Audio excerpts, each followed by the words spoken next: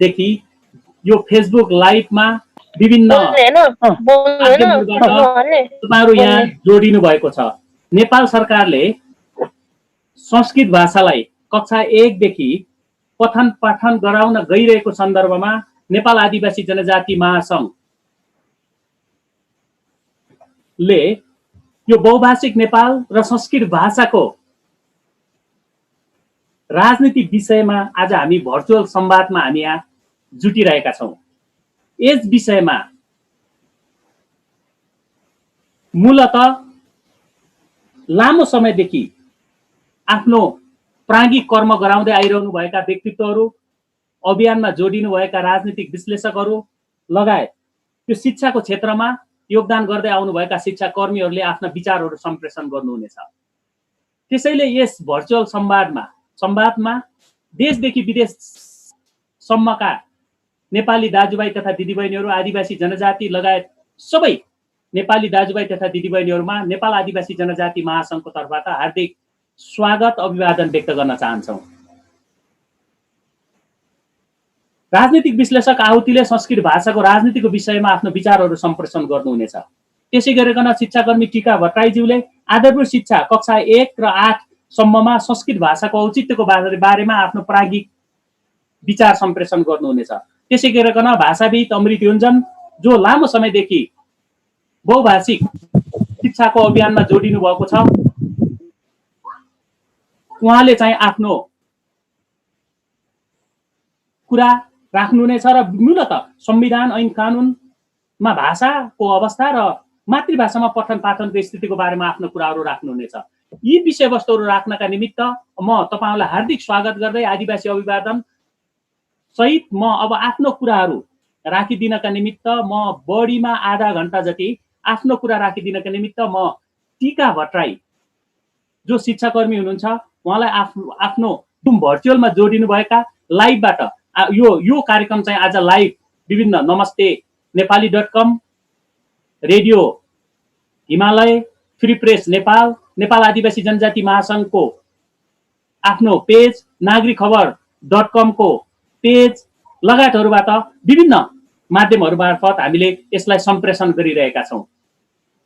र तपाईहरुले जो जुममा जोडिनु भएको छ, जो साथीहरु यहाँ जोडिन चाहे पनि जोडिन सक्नु भएको छैन, उहाँहरुलाई हामी आयोजक समितिको तर्फबाट क्षमा चाहन्छौं, किनकि यसको लिमिटेसनको कारणले गर्दा तपाईहरुले लाइभ मार्फत यो विषयमा बुझ्ने, बुझाउने, सुन्ने, हेर्ने, देख्ने गर्न सक्नुहुनेछ।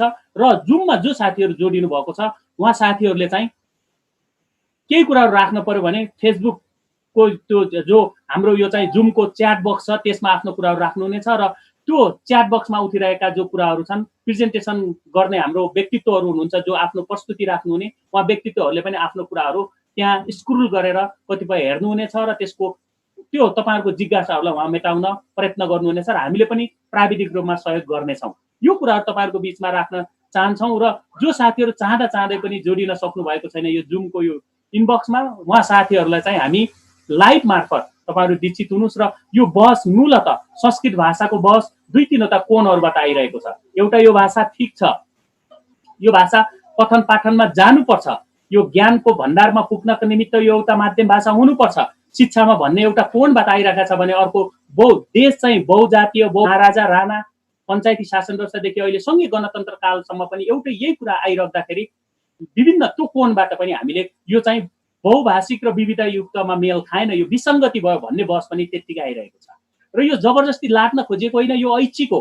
त्यसो भएको हुनाले ऐच्छिक विषय भएकोले यसलाई चाहिँ पढ्न चाहनेले पढ्न पाउनु पर्छ भन्ने कोणबाट पनि कुराहरू आइरहेछन्। यी विषयवस्तुहरूलाई हामीले यो उठिरहेका विषयवस्तुहरूलाई केही बहस होस्, केही बहसको सिर्जना होस् र यो के हो त यथार्थमा हामीले बुझ्ने कुरा कहाँ छ त यहाँ भन्ने कुराहरुमा हामी दीक्षित हुन जरुरी छ भन्न ठानेर हामीले केही व्यक्तित्वहरूलाई आज हामीले आमन्त्रण गरेछौं। त्यसैले म फेरि पनि पुनः टीका भट्टराई सरलाई आफ्नो प्रेजेन्टेसन राख्दिनका निमित्त म हार्दिक अनुरोध गर्दछु र केही टेक्निकल्ली तपाईलाई अनकम्फर्टेबल भयो भने हामीलाई तपाईले भन्न सक्नुहुनेछ च्याट मार्फत अथवा फोन मार्फत अथवा फेसबुक मेसेन्जर मार्फत। म अहिले यति कुरा भनेर म टीका भट्टराई सरलाई म आफ्नो कुरा राख्दिनको निमित्त म फेरि पनि हार्दिक अनुरोध गर्दछु। हजुर, नमस्कार। जनजाति महासङ्घका अध्यक्षज्यू, अरू विद्वान मित्रहरू, विशेष गरी जनजाति मित्रहरू, अरू गैर जनजाति मित्रहरू त्यति हुनुहुन्छ जस्तो देखिँदैन। मैले कमसेकम मैले देख्ने यो स्क्रिनमा देखेको छुइनँ। यो एक हिसाबले निकै बृहत विषय भयो भने पनि यति बेला चाहिँ हाम्रो ध्यान अहिले भर्खरै सरकारले निकालेको एउटा हल्ला भनौँ न त्यसमा केन्द्रित भएर कुरा गर्छु र त्यसमा अहिले पछाडि किसिमको चाहिँ तरङ्ग सिर्जना गर्यो। त्यो हामी सबैजना शिक्षित हुनको लागि एकदम राम्रो अवसर हो भन्ने लाग्छ। त्यस हिसाबमा यो जुन कार्यक्रम आयोजना गर्नुभयो निकै सान्दर्भिक छ भन्ने लाग्छ। गोविन्दजी, मलाई चाहिँ यो स्क्रिन सेयर गर्नलाई अनुमति छैन भनिराखेको छ। नहुँदाखेरि पनि केही पिर भएन, हुन त आइरहेको छैन। जे होस्, म त्यसमा अलिकति केन्द्रित भएर कुरा गर्छु। हामीले एउटा भाषामा शिक्षामा भाषाको सरोकार राख्ने समूह भनेर हामीले एउटा विज्ञप्ति पनि प्रकाशित गरेको छौँ मन्त्रीलाई, शिक्षा मन्त्रीलाई दिएम पनि। अनि झन्डै त्यसको प्रत्युत्तर जस्तै पहिला अनौपचारिक रूपमा पनि कुरा भएको थियो। त्यसको प्रत्युत्तर स्वरूप पाठ्यक्रम विकास केन्द्रले एउटा जानकारी भन्ने चाहिँ विज्ञप्ति पनि निकालेको छ। म यहाँहरूसँग सेयर गर्छु। मैले आधी घन्टामा समय भयो र यहाँहरूको इन्ट्रेस्ट भइरहेको भन्ने अन्दाज गरेँ भनेदेखि म त्यो पनि सेयर गर्न चाहन्छु। त्यसमा हाम्रो धारणाहरू के छ त्यो लिखित रूपमा हामी टेक्स्ट चाहिँ तयार गरिसकेको थियौँ। हाम्रो अमृत सर र म तयार भइसकेर पनि त्यसलाई सही गर्ने प्रक्रियामा चाहिँ पुग्न अलिकति पाइएन।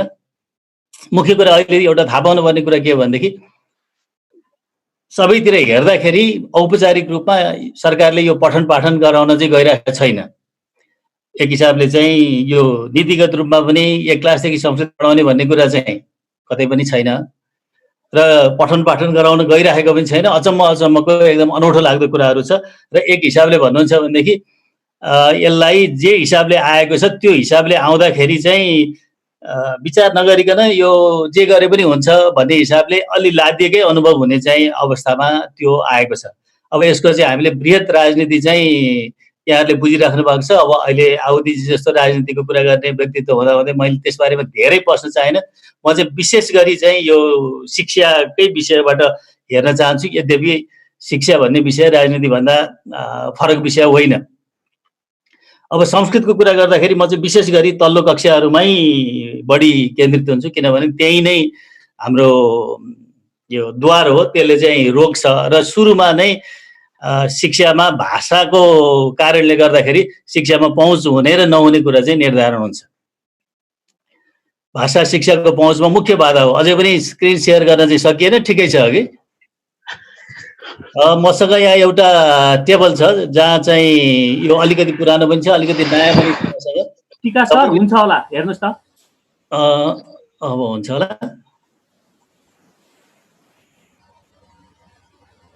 ओके, त्यस्तो जबरदस्त चिज त मिस हुने नै त केही छैन, तर कुरा गर्दाखेरि तपाईहरुलाई पनि सजिलो, मलाई पनि सजिलो हुन्थ्यो होला भन्ने लागेको।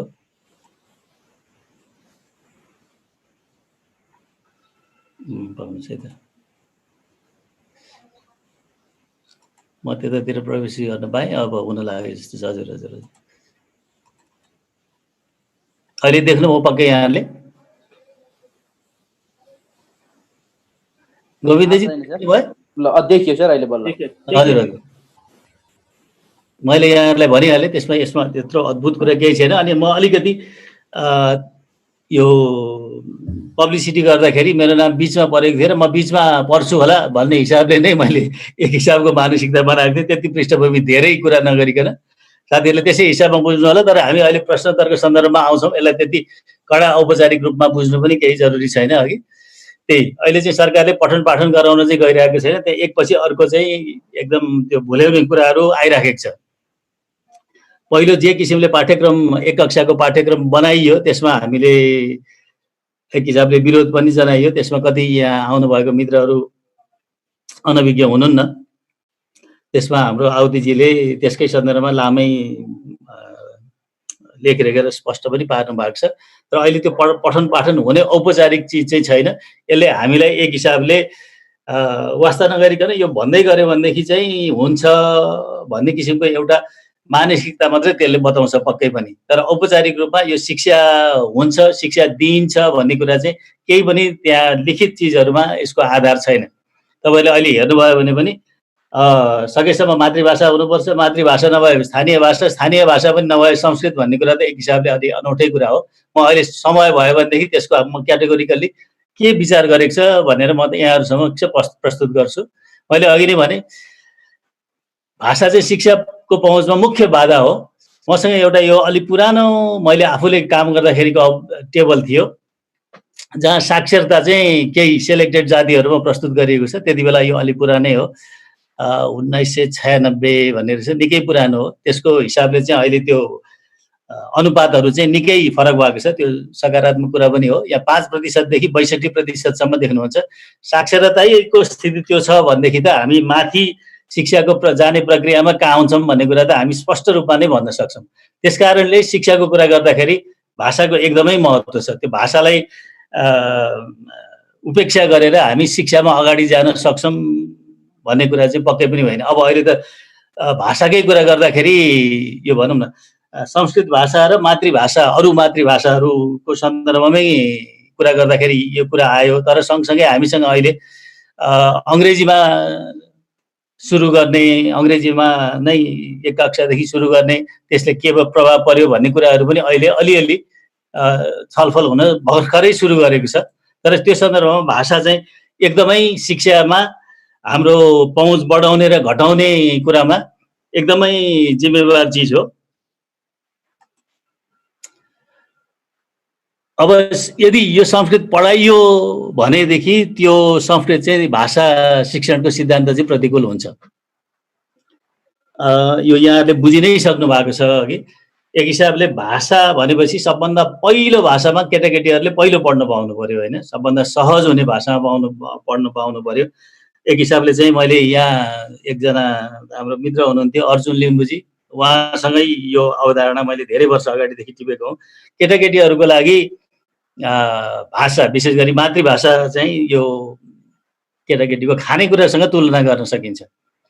हामी जतिसुकै पौष्टिक चिज भए पनि, जति राम्रै भयो भने पनि सानो केटाकेटीलाई 5-6 महिनाको केटाकेटीलाई मासु अथवा दुध घिउ खुवाउँदैनौँ। त्यसले चाहिँ आमाकै दुध खाएर आउनुपर्छ बिस्तारै। जसका अब आमाको दुध दिन सकेनौँ भने पनि हामी बोतलमा भए पनि दुध दिएर हामी त्यसलाई लिएर जान्छौँ अघि। त्यस कारणले यो सुरुमा संस्कृत पढाउने भन्ने कुरा चाहिँ त्यो भाषा शिक्षणको बिल्कुलै सिद्धान्त प्रतिकूल छ। यो यस हिसाबले चाहिँ भाषाको शिक्षण हुन सक्दैन। यो संस्कृतको कुरामा मात्रै होइन, दोस्रो भाषा नेपाली नै दोस्रो भाषा तेस्रो भाषा हुने मित्रहरूको केटाकेटीहरूको सन्दर्भमा पनि यो कुरा चाहिँ हामीले एकदम मनन गर्नुपर्ने कुरा हो। अहिले संस्कृत आएर मात्रै गर्नुपर्ने कुरा होइन।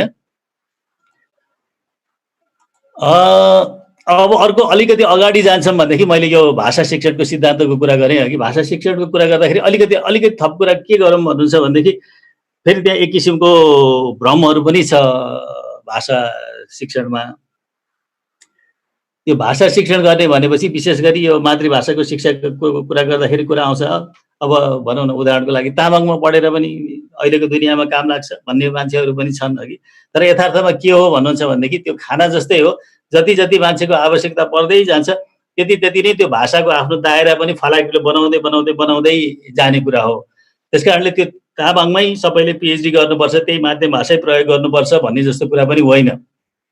त्यो चाहिँ बिस्तारै सुरु गरेर पुल जस्तो हिसाबले बिस्तारै बिस्तारै आफ्नो आवश्यकता अनुसार त्यसलाई ठुलो बनाउँदै लिएर जाने हो। तर मातृभाषामा किन शिक्षण गर्ने, किन संस्कृत अहिले पढाउन चाहिँ उपयुक्त छैन भनेदेखि किनभनेदेखि आफ्नो मातृभाषामा केटाकेटीले सबैभन्दा बढी चाहिँ सहजता अनुभव गर्छ र जति सहज अनुभव गर्यो त्यति सिकिन्छ। म अहिले एकछिन यहाँ शिक्षाको सिद्धान्तको बारेमा पनि कुरा गर्छु। यो अहिले एक कक्षामा पढाउने कुरा चाहिँ शिक्षण सिद्धान्तको प्रतिकूल छ भन्ने कुरा यो मैले त्यहाँ उल्लेख मात्र गर्न मात्रै चाहेको हो। अनि यो चाहिँ सिकाइ सिद्धान्तहरूकै पनि प्रतिकूल छ। किन भन्नुहुन्छ भनेदेखि अब अहिले त हामी बिस्तारै अब अहिले जे किसिमको शिक्षा हामीसँग छ त्यो शिक्षाको चाहिँ एउटा लिगेसी छ भनौँ न। हामीले यो शिक्षा चाहिँ एक किसिमको आधुनिक शिक्षा भनौँ न, आधुनिक शिक्षा एउटा सन्दर्भमा भएको थियो। विशेष गरी चाहिँ भनौँ न यो औपनिवेशिक युगमा यो हाम्रो शिक्षा अब एक किसिमले भन्नुहुन्छ भने स्कुल भन्ने अवधारणा नै एउटा औपनिवेशिक शब्द हो यो व्यापक भएको अर्थमा। त्यति बेला के थियो भन्नुहुन्छ भनेदेखि बेलायत जस्तो देशलाई साम्राज्य चलाउनु पर्ने थियो। अब भनौँ न्युजिल्यान्डदेखि क्यानाडासम्म चाहिँ शासन गर्दाखेरि उसको लागि के आवश्यक हुन्छ भनेर एक हिसाबले चाहिँ त्यति बेला तयार गरिएको चाहिँ थियो। अहिले विश्वभरि नै यो शिक्षा यस किसिमको शिक्षा चाहिँ अनुकूल छैन। यसले चाहिँ अब भनौँ न अब त्यसको एकदम राम्रो उदाहरण त अक्षर राम्रो पार्ने भन्ने कुरा त्यति बेला अब कम्प्युटर नभएको जमानामा ब्रिटिस साम्राज्यलाई त त्यो अक्षर ठ्याक्कै अब इन्डियामा लेखेको पनि अफ्रिकामा लेखेको पनि कुरा बुझ्नलाई त अक्षर राम्रो बनाउनुपर्छ भन्ने पनि थियो नि होइन। त्यहीँदेखि नै त्यो चिजहरू आइराखेको थियो। तर अहिले हामीले के महसुस गरिरहेको छौँ भनेदेखि शिक्षा भनेको चाहिँ त्यो व्यक्तिगत तहमा जानुपर्छ। यो स्ट्यान्डर्डाइजेसन रेजिमेन्टेसन भन्छ नि शिक्षालाई चाहिँ एकदम यो औद्योगिक प्रतिभा छ त्यो प्रतिभालाई फलाउने फुलाउने गर्नु पर्यो, त्यसलाई अवरोध गर्नु भएन। स्ट्यान्डर्डाइजेसनको प्रक्रियाले अर्को भाषामा लिएर जाने प्रक्रियाले चाहिँ त्यो प्रक्रिया अवरुद्ध गराउँछ। अब अहिले भनौँ न त्यो औद्योगिक क्रान्तिको बेलादेखि ब्रिटिस साम्राज्यको औपनिवेशिक कालदेखि कुरा गऱ्यो भनेदेखि एउटा निश्चित पद्धति थियो भनौँ न। अब स्कुल जाने, स्कुल गएर त्यहाँ पास गर्ने अनि त्यसअनुसार चाहिँ जागिर पाउने भन्ने कुरा थियो। अब त्यो कुरा त निकै असान्दर्भिक भइसक्यो। अब विशेष गरी भनौँ न हाम्रो जस्तो देशमा सरकारी जागिरको कुरा थियो। त्यो सरकारी जागिरमा त्यस किसिमको सरकारी जागिरमा आफूलाई कसरी फिट हुने भनेर भाषादेखि चाहिँ तयार हुने कुराहरू थियो होइन। अब त्यसबाट हामी निकै पर गइसकेका छौँ।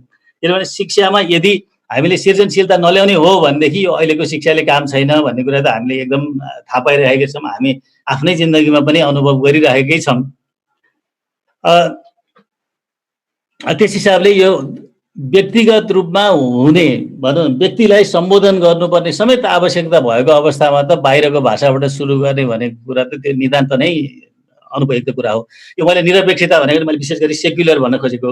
अहिले राजनीतिको कुरा आउँदाखेरि अब यो संस्कृत भाषा गैर जनजाति बाहेक अरूले कुरा गर्ने हिन्दूहरूको एक हिसाबले हिन्दूहरूले चाहिँ आफ्नो घर बनाएको भनौँ न भाषाको हिसाबले कुरा गर्दाखेरि मैले आफूलाई चाहिँ त्यो निरपेक्षतामा कुरा गरेको। यो धर्म यो जात जातिको निरपेक्षतामा पनि सिकाइ सिद्धान्तहरू पनि प्रतिकूल नै छ भन्ने कुरा गरिरहेको छ। अब यो एक हिसाबले योजनाकारको ज्ञानको कमी पनि हो। त्यस हिसाबले कुरा गर्दाखेरि तपाईँ हामी 2011 सालदेखिकै कुरा गर्न सक्छौँ। यो पहिलो शिक्षा आयोग यो पाण्डेजी सरदार रुद्रराज पाण्डेको अध्यक्षतामा भएको बेलादेखि नै त्यो भाषिक बहुलतामाथि सङ्गठित रूपमा के भनौँ त्यसलाई डिसमिस गर्ने चाहिँ प्रयत्न भएको हो। त्यति बेला अब यसमा अमेरिकन प्रभाव पनि छ। त्यसमा ह्यू वुड भन्ने एकजना मान्छे थिए, उनी चाहिँ सल्लाहकार थिए। त्यो नेपाली मात्रैको कुरा पनि थिएन। तर अमेरिका पनि आफ्नो चाहिँ विभिन्न औपनिवेशिक पृष्ठभूमिबाट आएका नागरिकहरूलाई त्यो एक स्ट्रिममा लिएर जाने चाहिँ पद्धतिमा बसिरहेको देश थियो। त्यहाँका विशेषज्ञहरूको परामर्शमा भएको चिज चाहिँ त्यसै अनुसारको कुरा हुने नै भयो अघि। त्यस कारणले कति मान्छेहरूले चाहिँ यो शिक्षामा भाषालाई अथवा भनौँ न समग्र रूपमा विकासमा मूल प्रभाव आएको अरू संस्कृतिलाई पनि बाधाको रूपमै हेर्छन्।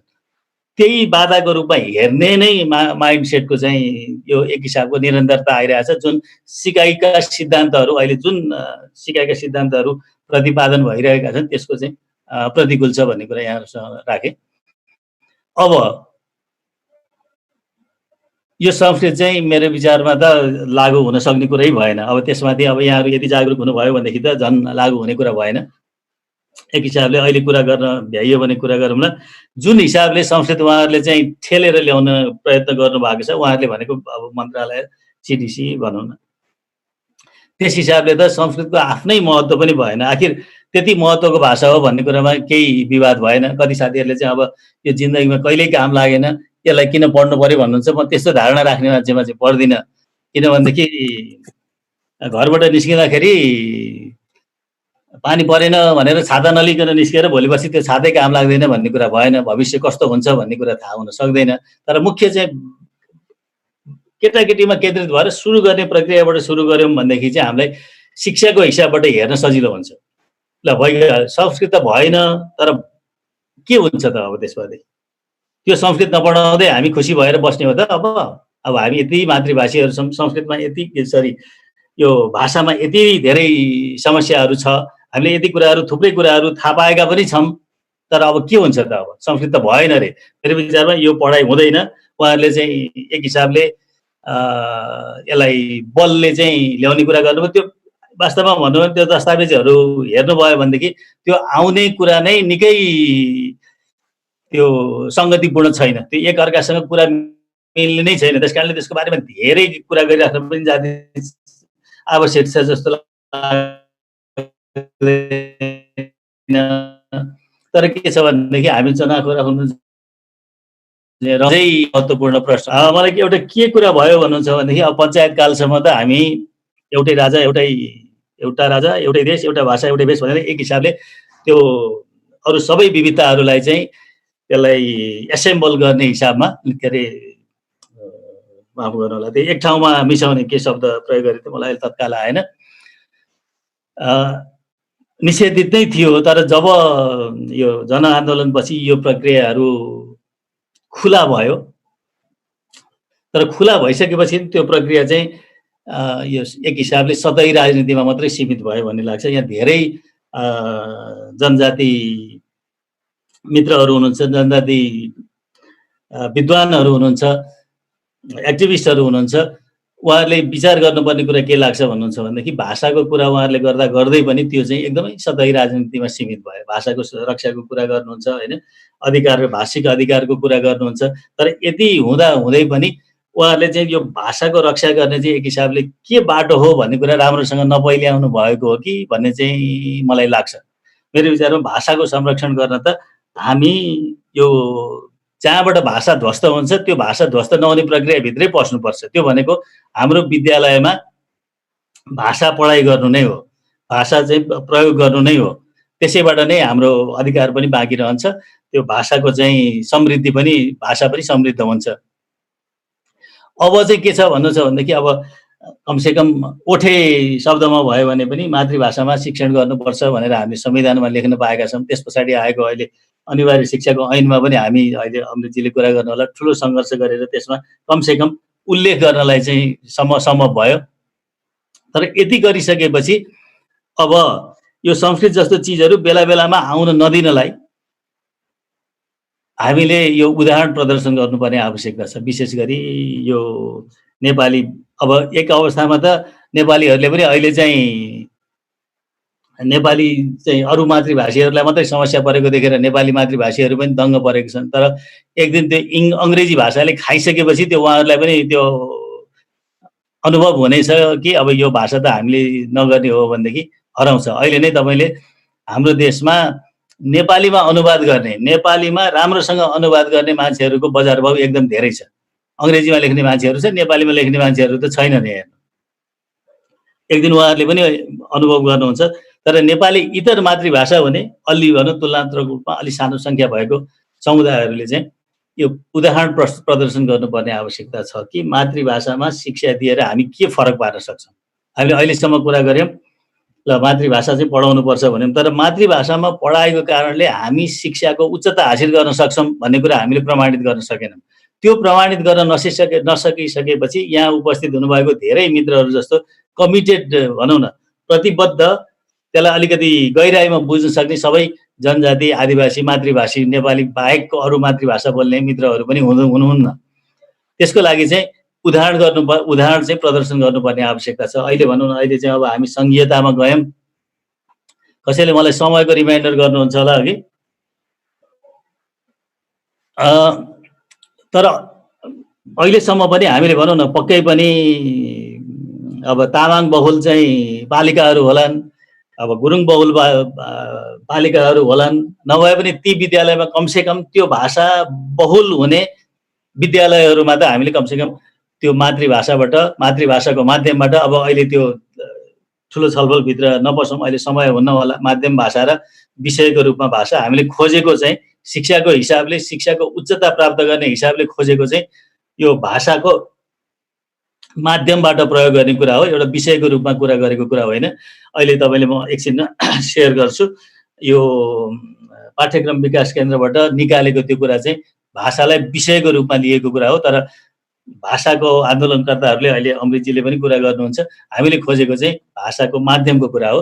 त्यो माध्यम भाषा प्रयोग गरेर हामीले शिक्षामा उच्चता प्राप्त गरेको उदाहरण प्रदर्शन गर्नुपर्ने आवश्यकता छ। नत्र अब उस्तै हुन्छ। अब अहिले चाहिँ संस्कृतमा चाहिँ राज्यको संयन्त्र भएको कारणले गर्दाखेरि संस्कृत यति अडिराखेको छ। नभएदेखि संस्कृत पढाउने मान्छेहरूले नै आफ्ना केटाकेटीहरू संस्कृत नपढाइसकेपछि अब अहिले त त्यो भाषालाई राज्यको चाहिँ पृष्ठपोषण भएन भने त अडिने अवस्थै छैन। अब हामी पनि फेरि त्यही अवस्थामा जान सक्छौँ होला। पक्कै पनि अब न्यायको कुरा गर्दाखेरि संस्कृत भाषालाई जसको चाहिँ मातृभाषी मान्छेहरू नै छैनन्, राज्यले यत्रो खर्च गरेर किन संरक्षण गर्नुपर्ने भन्ने एउटा प्रश्न छ, सँगैसँगै छ। र त्यो प्रश्न हामीले निरन्तर उठाइराख्नुपर्छ कि अरू मातृभाषीहरूले पनि संस्कृत भाषा सरहकै अब अलिकति भला अब त्यो एकदम बृहत भाषा छ, त्यसमा धेरै छ टेक्स्टहरू भन्ने कुरा भयो भने पनि कमसेकम अनुपात अनुसार चाहिँ हामीले त्यही शिक्षण गर्ने चाहिँ त्यही शिक्षामा लगानी गर्ने चाहिँ माग गर्नलाई जरुरी छ। तर हामीले त्यसको लागि उदाहरण प्रदर्शन गर्नुपर्ने पनि आवश्यकता छ। वास्तवमा भन्नुहुन्छ भने यो भाषा उपयुक्त छैन भन्ने कुरामा नेपाली मातृभाषा भएको समूह मात्रै होइन, नेपाली मातृभाषा नेपाली बाहेकको अरू मातृभाषा भएको समूह पनि त्यही रोगले आक्रान्त छ कि यो हामीले पढिरहेको चाहिँ भाषा जुन भाषामा पढ्छौँ त्यो भाषाले हामीलाई धेरै परसम्म लिएर जाँदैन। हामी त्यो एक हिसाबले चाहिँ भन्नुहुन्छ भने त्यो बृहत यो हाम्रो अवधारणात्मक लडाइँमा छौँ भन्ने लाग्छ मलाई। हजुर, मैले यहाँहरूसँग यति निवेदन गरेँ। अब अलिकति समय लिएर म यहाँहरूलाई अहिले के छ भन्ने कुरा चाहिँ बताउन चाहन्छु। खास गरी अहिले निस्किएको सन्दर्भमा यहाँ 1 र 3 को पाठ्यक्रममा के भनेको छ भने संस्कृत तथा परम्परागत शिक्षाको प्राथमिक शिक्षा 1-3 कक्षालाई एकीकृत सिद्धान्त अनुरूप साधारण शिक्षाकै समकक्षी शिक्षा प्रदान गरिनेछ भनेर यो चाहिँ विशेष गरी परम्परागत शिक्षाको सन्दर्भमा मात्रै संस्कृतको कुरा गरिएको छ। त्यही पनि अब यो कुरा मिल्ने कुरा चाहिँ छैन। यस शिक्षामा मातृभाषाका सट्टामा सम्बन्धित भाषा, संस्कृत रचना, भोट भाषा, अरबिक, उर्दू भाषा, किराँत लिम्बू भाषा आदिका पाठ्य सामग्री कार्यान्वयन गरिनेछ भनेको छ। यो परम्परागत शिक्षामा संस्कृत तथा परम्परागत शिक्षा भनेको ठाउँमा हुनुलाई केही समस्या भएन। अनि अर्को कुरा त के भनेदेखि संस्कृत पढेकाले किन पढ्न नपाउने भन्ने प्रश्नको एउटा जवाब त के हो भन्नुहुन्छ भने पहिले संस्कृत मात्रै पढ्न चाहनेको लागि त वेद विद्याश्रम जस्तो संस्कृत एकै क्लासदेखि पढ्ने बन्दोबस्त छँदैछ नि। त्यसको लागि हामीले छुट्टै बन्दोबस्त गरेर अर्को भनौँ न हाम्रो साधारण शिक्षाको प्रक्रियामा पनि लिएर जानुलाई जरुरी छैन भन्ने चाहिँ लाग्छ।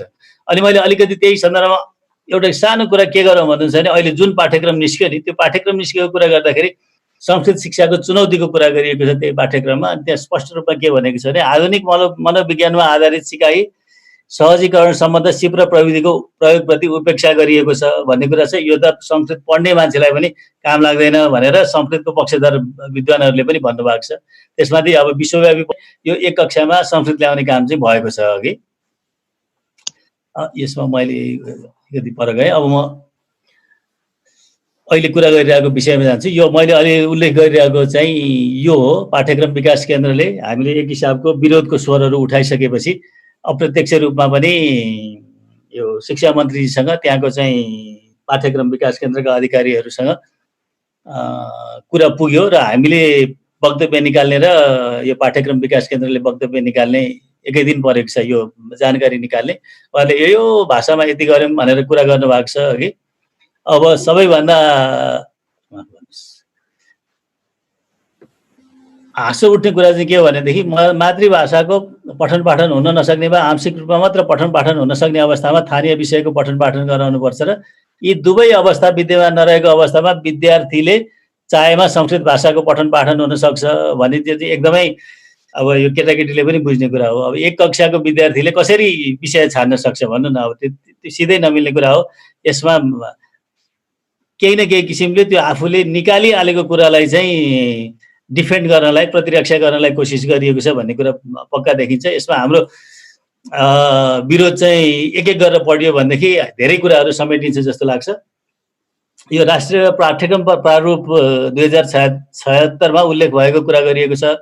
तर त्यसमा साधारणतर्फ एक कक्षादेखि संस्कृत पठन पाठन गर्ने कुरा समावेश छैन। त्यो चाहिँ 4 भन्दा माथिको मात्रै कुरा छ, ऐच्छिक रूपमा पनि। त्यसलाई स्वाभाविक रूपमा मिति 76 जारी भएको एकीकृत पाठ्यक्रमले बढी महत्त्व पाउँछ, जसमा संस्कृत पठन पाठनबारे उल्लेख नै छैन कि।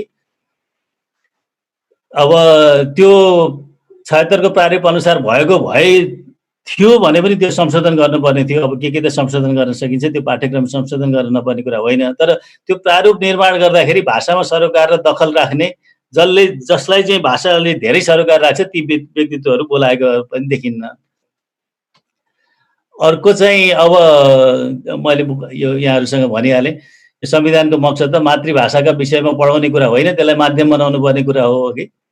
अब यसरी संस्कृतमा जाँदाखेरि त मातृभाषाप्रति व्यवस्था नै ठहर्छ, यसमा पक्कै कुरो छ।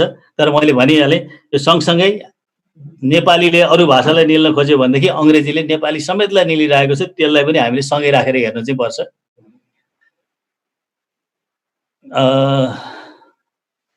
अब त्यही हो, नागरिकको करले आफ्नो राष्ट्र सेवकले यसमा आफ्नो स्रोत र समय खर्च गर्नु न्यायसङ्गत होइन, किनभने काहीँ पनि त्यो कुराहरू लेखिएकै छैन, के प्रसङ्गमा आयो भनेर त त्यो थाहै छैन। त्यस हिसाबले मैले सुरुमै निवेदन गरिहालेँ, यो आउने कुरा चाहिँ छैन।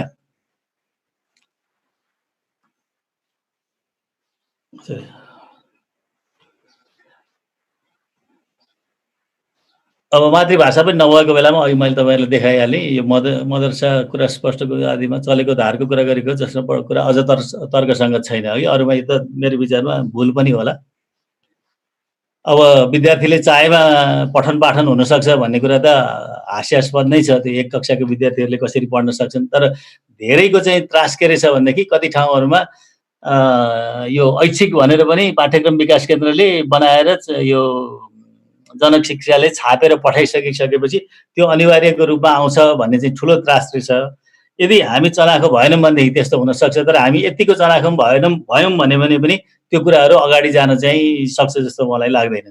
तर त्यही पनि फेरि कुरा बाँकी रहन्छ, संस्कृत आएन भन्दैमा हामी जित्छौँ त भन्ने कुरा त आउँछ नि पक्कै।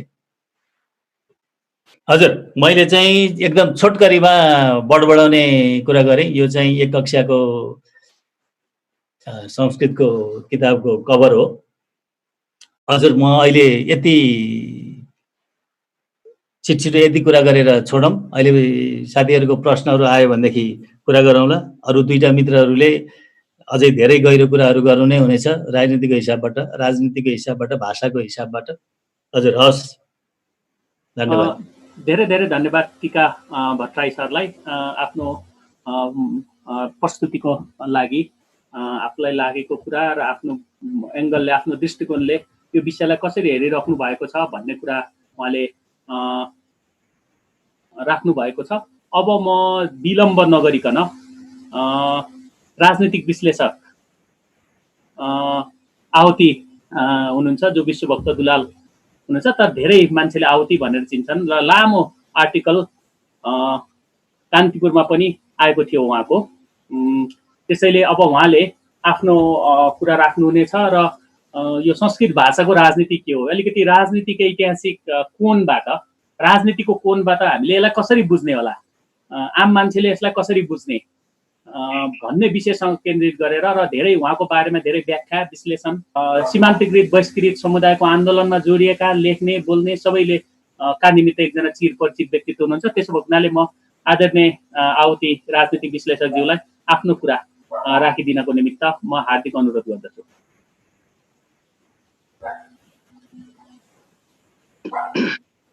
धन्यवाद। सुनिँदैछ? सुनिन्छ आहुति सर, सुनिन्छ। प्रेजेन्टेसन त केही छैन नि सरको? यही हो प्रेजेन्टेसन। अब ल ठिक छ सर। यो संस्कृत भाषाको राजनीति भनेर आहुति सरको फेसबुक स्क्रिन सेयर भएछ। स्क्रिन सेयर भएन हैन? ल ठिक छ, एक मिनेट है आहुति सर, एकछिन तपाईको फेसबुक स्क्रिन सेयर भएको छैन रे। म यहाँ ह्यान्डल गर्दै छौं हामी। त्यो फेसबुकको आइरहेछ न अहिले? आइरहेछ फेसबुकको? उहाँको आवाज, उहाँको अनुहार ठुलो आइरहेछ कि छैन? यो हो मैले भन्न खोजेको। म बोलेको छु। यहाँ त एकजनाको फेसबुक। हेलो गोविन्दजी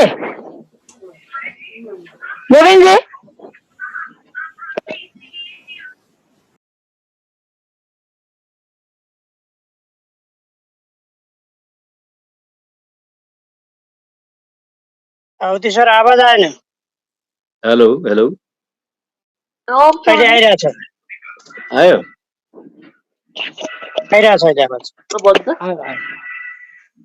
गोविन्द भाइ,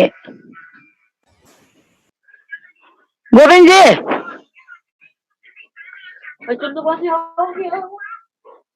बोलेको सुन्दै सुन्दैन।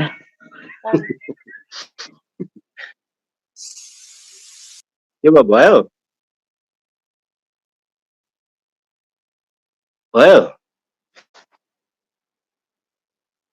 हजुर दाइ, ल बोल्नुहोस् दाइ, बोल्नुहोस्। ल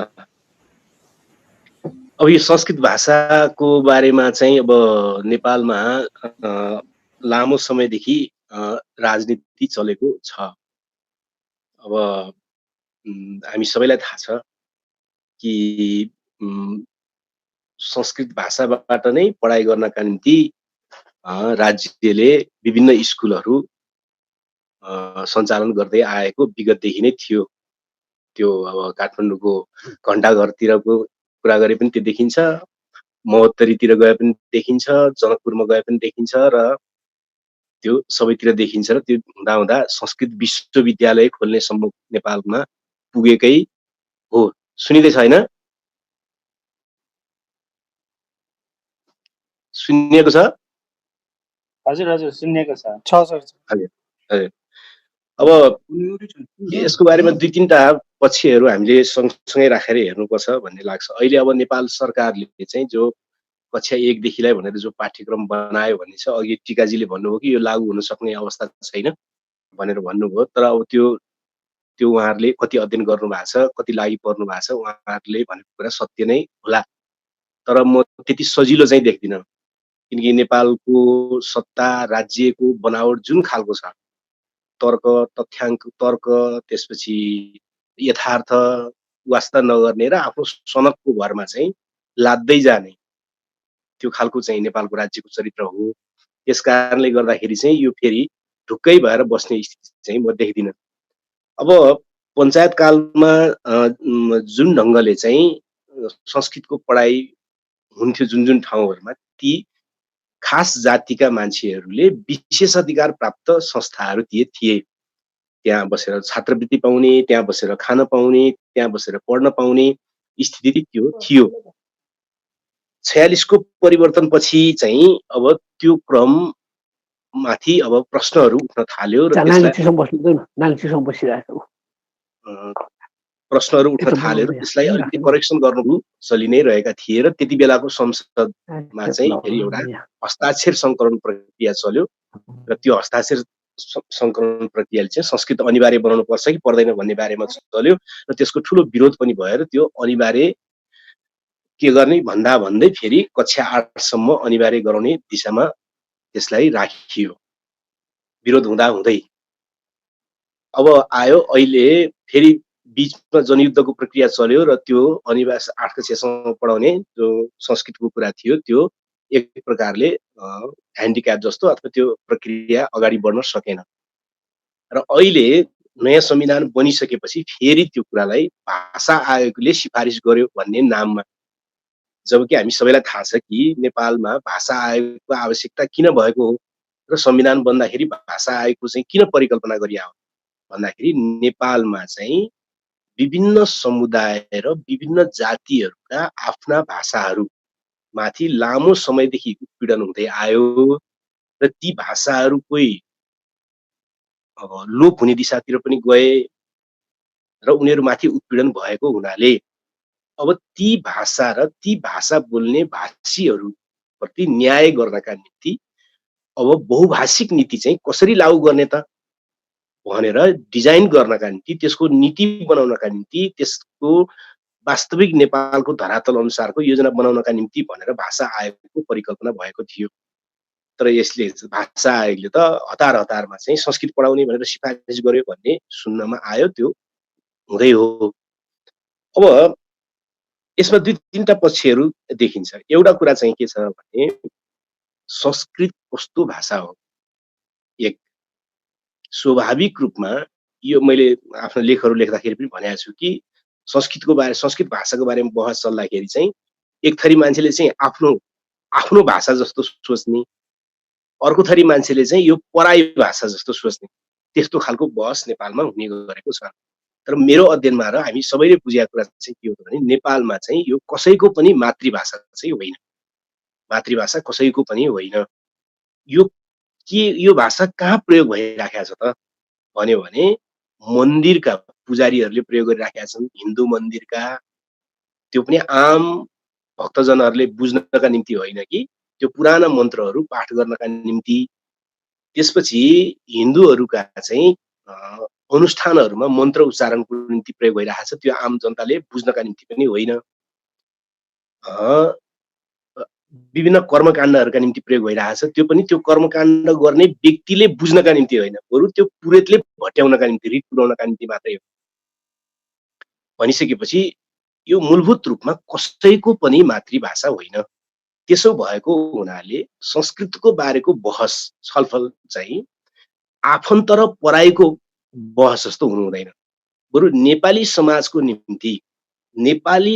निम्ति चाहिँ संस्कृत, नेपाली समाजले संस्कृत भाषाप्रति कस्तो नीति लिँदाखेरि सबैको निम्ति फाइदा वा घाटा के हुन्छ भनेर छलफल गर्ने कुरा हैन। जस्तो तपाईहरुको यो छलफलमा पनि अधिकांश जनजाति साथीहरु हुन् त, अब जनजाति महासंघले आयोजना गरेको हुनाले जनजाति साथीहरु बढी हुनु स्वाभाविक भयो।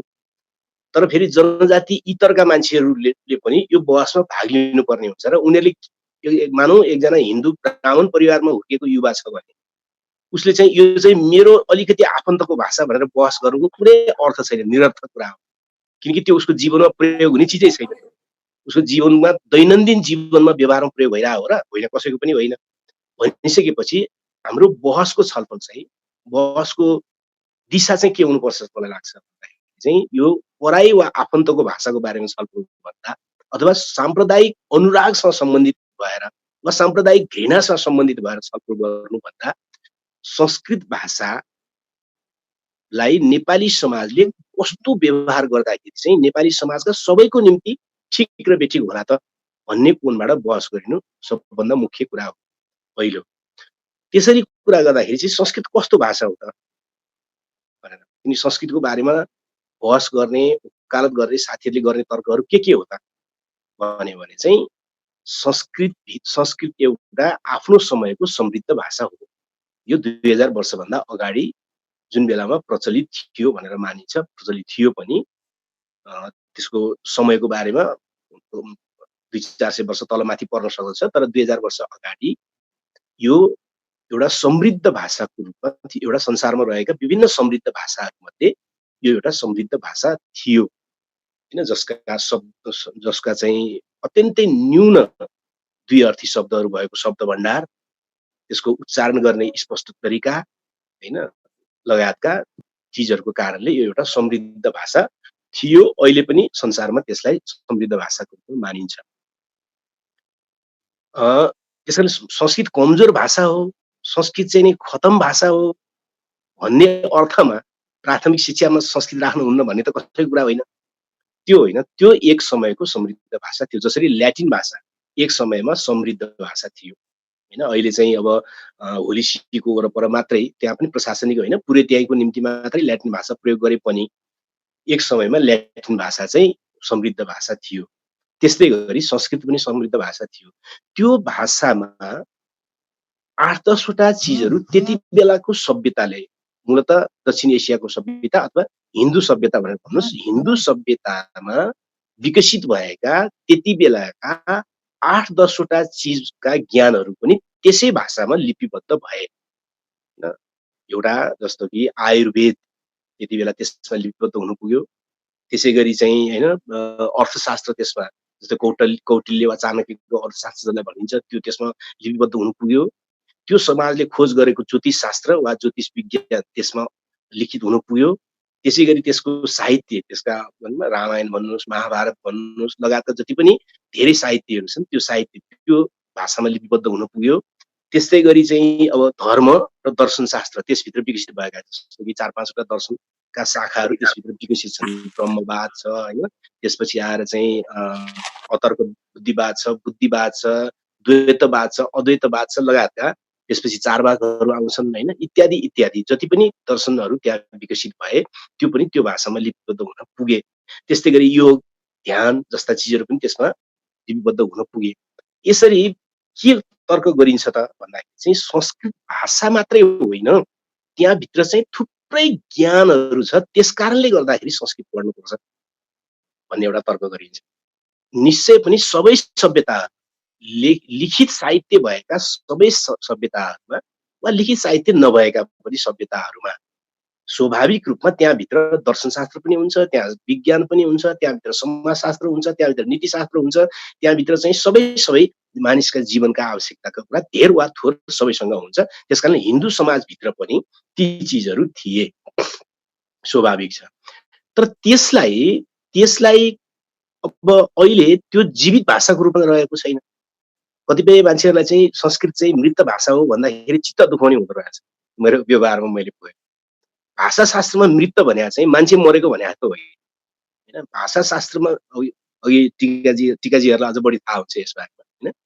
भाषाशास्त्रमा मृत भनेको चाहिँ जुन भाषा अहिले दैनन्दिन जीवन चलाउनका निम्ति प्रयोग भइरहेको छैन र जुन भाषामा चाहिँ परिवर्तनशीलता छैन होइन। केही मान्छेहरूले कस्तो तर्क गर्दा रहेछन् भन्दाखेरि 2000 वर्ष अगाडिदेखिको त्यसको व्याकरण स्थिर छ, त्यसको शब्दकोश स्थिर छ, त्यो पटक्कै विचलित छैन संस्कृतको भन्दा रहेछ।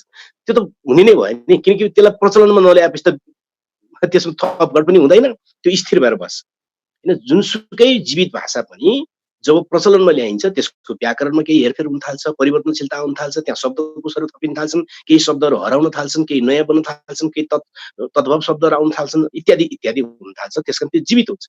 त्यसो मृत भन्नुको मतलब के हो भने एक ठाउँमा गएर त्यो अड्कियो होइन, अड्कियो, त्यसको शब्दकोश अड्कियो, त्यसको व्याकरण अड्कियो र त्यसले आम मानिसको दैनन्दिन जीवनसँग त्यसको सम्बन्ध टुट्यो। त्यसकारणले त्यसलाई मृत भन्या हो अथवा त्यो स्थिर भन्या हो। अर्को सरल भाषामा भन्दाखेरि स्थिर भयो भनिसकेपछि अब त्यो भाषामा भएका, त्यो भाषा होइन कि त्यो भाषामा भएका नैतिकता सम्बन्धी ज्ञान, विज्ञान सम्बन्धी ज्ञान, आयुर्वेद सम्बन्धी ज्ञान, यी जति पनि ज्ञानहरू छन् त्यो आजको समाजलाई कति चाहिन्छ त? त्यो लिनका निम्ति चाहिँ त्यो 1 कक्षा पढ्ने 2 कक्षा पढ्ने शिशुले गर्ने काम होइन त, त्यो त प्राज्ञिक स्तरमा गरिने काम। प्राज्ञिक स्तर भनेको प्रौढ मान्छेले गर्ने काम हो र निश्चित शिक्षाको स्तर पुगिसकेपछि उसले त्यस चिजलाई अध्ययन गरेर त्यसको अनुसन्धान गर्ने काम होइन। त्यसकारणले यहाँ मुद्दा के होइन त भने संस्कृत भाषा चाहिँ कमजोर भाषा हो त्यसकारणले चाहिँ त्यो नपढ्ने भने त्यो अर्थमा होइन, कुरा त्यो होइन। संस्कृत भाषा आफ्नो समयको समृद्ध भाषा हो, जसरी ल्याटिन भाषा समृद्ध थियो होइन। तर अहिले कुनै पनि मानिसको, कुनै पनि समाजको संस्कृतमा चाहिँ पूजा मात्रै गरेर बस्ने पुजारीले पनि आफ्नो घर व्यवहार चाहिँ त्यो भाषाबाट नचलाउनु पर्यो होइन। संस्कृत पुजारीले पनि नचलाउने भयो र चाहिँ संस्कृतमा प्रवचन गर्दै हिँड्ने केही महाराज भन्नेहरू चाहिँ धर्मगुरुहरू छन्, तिनले पनि आफ्नो परिवारमा चाहिँ त्यो भाषा नचलाउने भए भनेपछि त दैनिक जीवनमा त त्यो त आएन। त दैनिक जीवनसँग सम्बद्ध नभएको चिज 1 कक्षाको विद्यार्थीलाई जबरजस्ती पढाउनु पर्ने किन? ल मानौ एउटा विद्यार्थी स्कुलमा भर्ना भयो, उसलाई 1 कक्षामा संस्कृतको पाठ राखियो होइन, यत्रम पत्रम इत्यादि इत्यादि शब्दहरू उसलाई केही सिकाइयो। उसले घर फर्केर आउँदा उसले पसलमा चाउचाउ किन्ला, आइसक्रिम किन्ला वा चाहिँ सिसा कलम किन्ला, उसले पसलेसँग त्यो शब्द प्रयोग गर्छ कि वा पसलेले त्यो शब्द प्रयोग गर्दाखेरि उसले नबुझेर उसले घाटा खान्छ कि उसले घर आइपुग्ने बित्तिकै आफ्नै आमासँग चाहिँ त्यही भाषामा दुध माग्छ कि वा त्यही भाषामा खाना माग्छ कि के गर्छ त? केही पनि गर्दैन उसले त केही पनि गर्दैन। उसको दिमागको निम्ति एउटा बोझ मात्रै भयो त, के काम भएन। तर मान्नुहोस् एउटा मान्छे स्कुल सक्यो, क्याम्पस सक्यो, स्कुल सक्यो, 12 सक्यो, 13-14 सक्यो अथवा क्याम्पसको एउटा निश्चित स्तरमा गएपछि उसलाई लाग्यो कि ज्योतिष शास्त्र अध्ययन गर्नु जरुरी छ, त्यो पनि हिन्दू समाजभित्र विकसित भएको ज्योतिष शास्त्र अध्ययन गर्नु जरुरी छ, त्यसको निम्ति मलाई यो भाषा पनि चाहियो भन्यो भने जर्मनीको मान्छेले संस्कृत सिकाए जस्तो, अमेरिकाको मान्छेले संस्कृत सिकाए जस्तो विभिन्न ठाउँका मान्छेहरूले त्यो सभ्यतामा के भएको रहेछ त भनेर जान्नका निम्ति त्यो भाषा सिक्न सक्ने स्थिति बनि नै हाल्छ।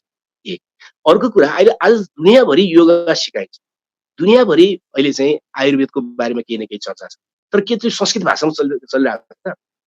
छैन नि त। रामदेवले योग सिकाएर आछन्, संस्कृत भाषामा योग सिकाएर आछन् त उनले त हिन्दीमा सिकाएर आछ होइन। भनेपछि किनकि संस्कृत भाषाबाट त सम्भवै छैन अब सिक्नु है, सम्भवै छैन, कसैले सिक्नै सक्दैन, जानै सक्दैन। भनेपछि त नेपालमा जति पनि योग विद्यालयहरू छन् त्यहाँ कुन भाषामा सिकाएको?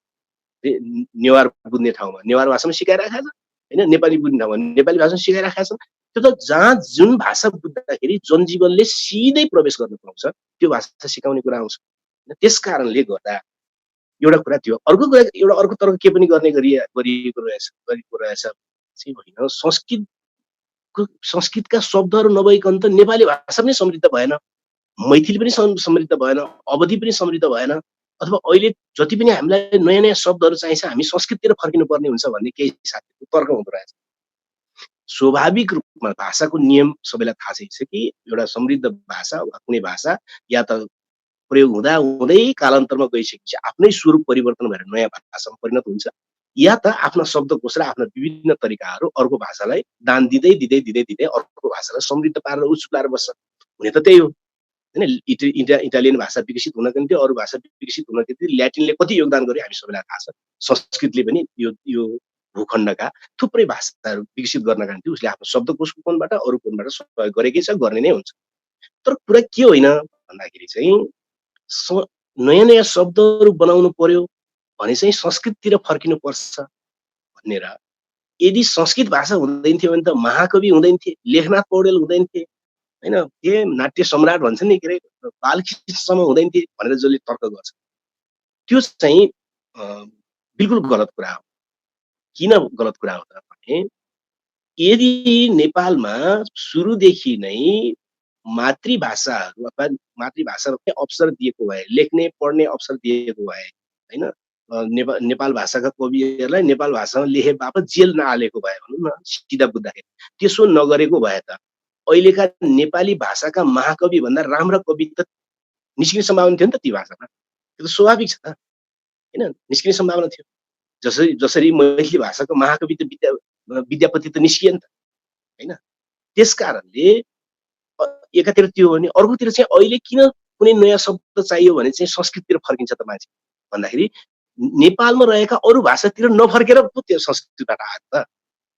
नेपालमा रहेका अरू भाषातिर फर्केर त्यहाँबाट शब्द लिन थाल्यो भने त संस्कृततिर फर्किनु पर्दैन, कहाँ फर्किनु पर्छ, फर्किनु पर्दैन। जस्तो कि एउटा साहित्यिक कार्यक्रमको नाम राख्ने कुरा आएको थियो, त्यसमा चाहिँ साथीहरूले भने कि होइन नेपाली भाषामा मात्रै किन राख्ने, अरू अलि मातृभाषा अर्को कुनै समुदायको भाषामा पनि राखौँ त भन्दाखेरि विमर्श जस्तो शब्द कुन भाषामा राख्ने त भन्दै जाँदा तामाङ भाषामा बातालावा भन्ने एउटा शब्द फेला होइन, बातालावा भन्ने शब्द चाहिँ एउटा कार्यक्रमको नाम राखियो।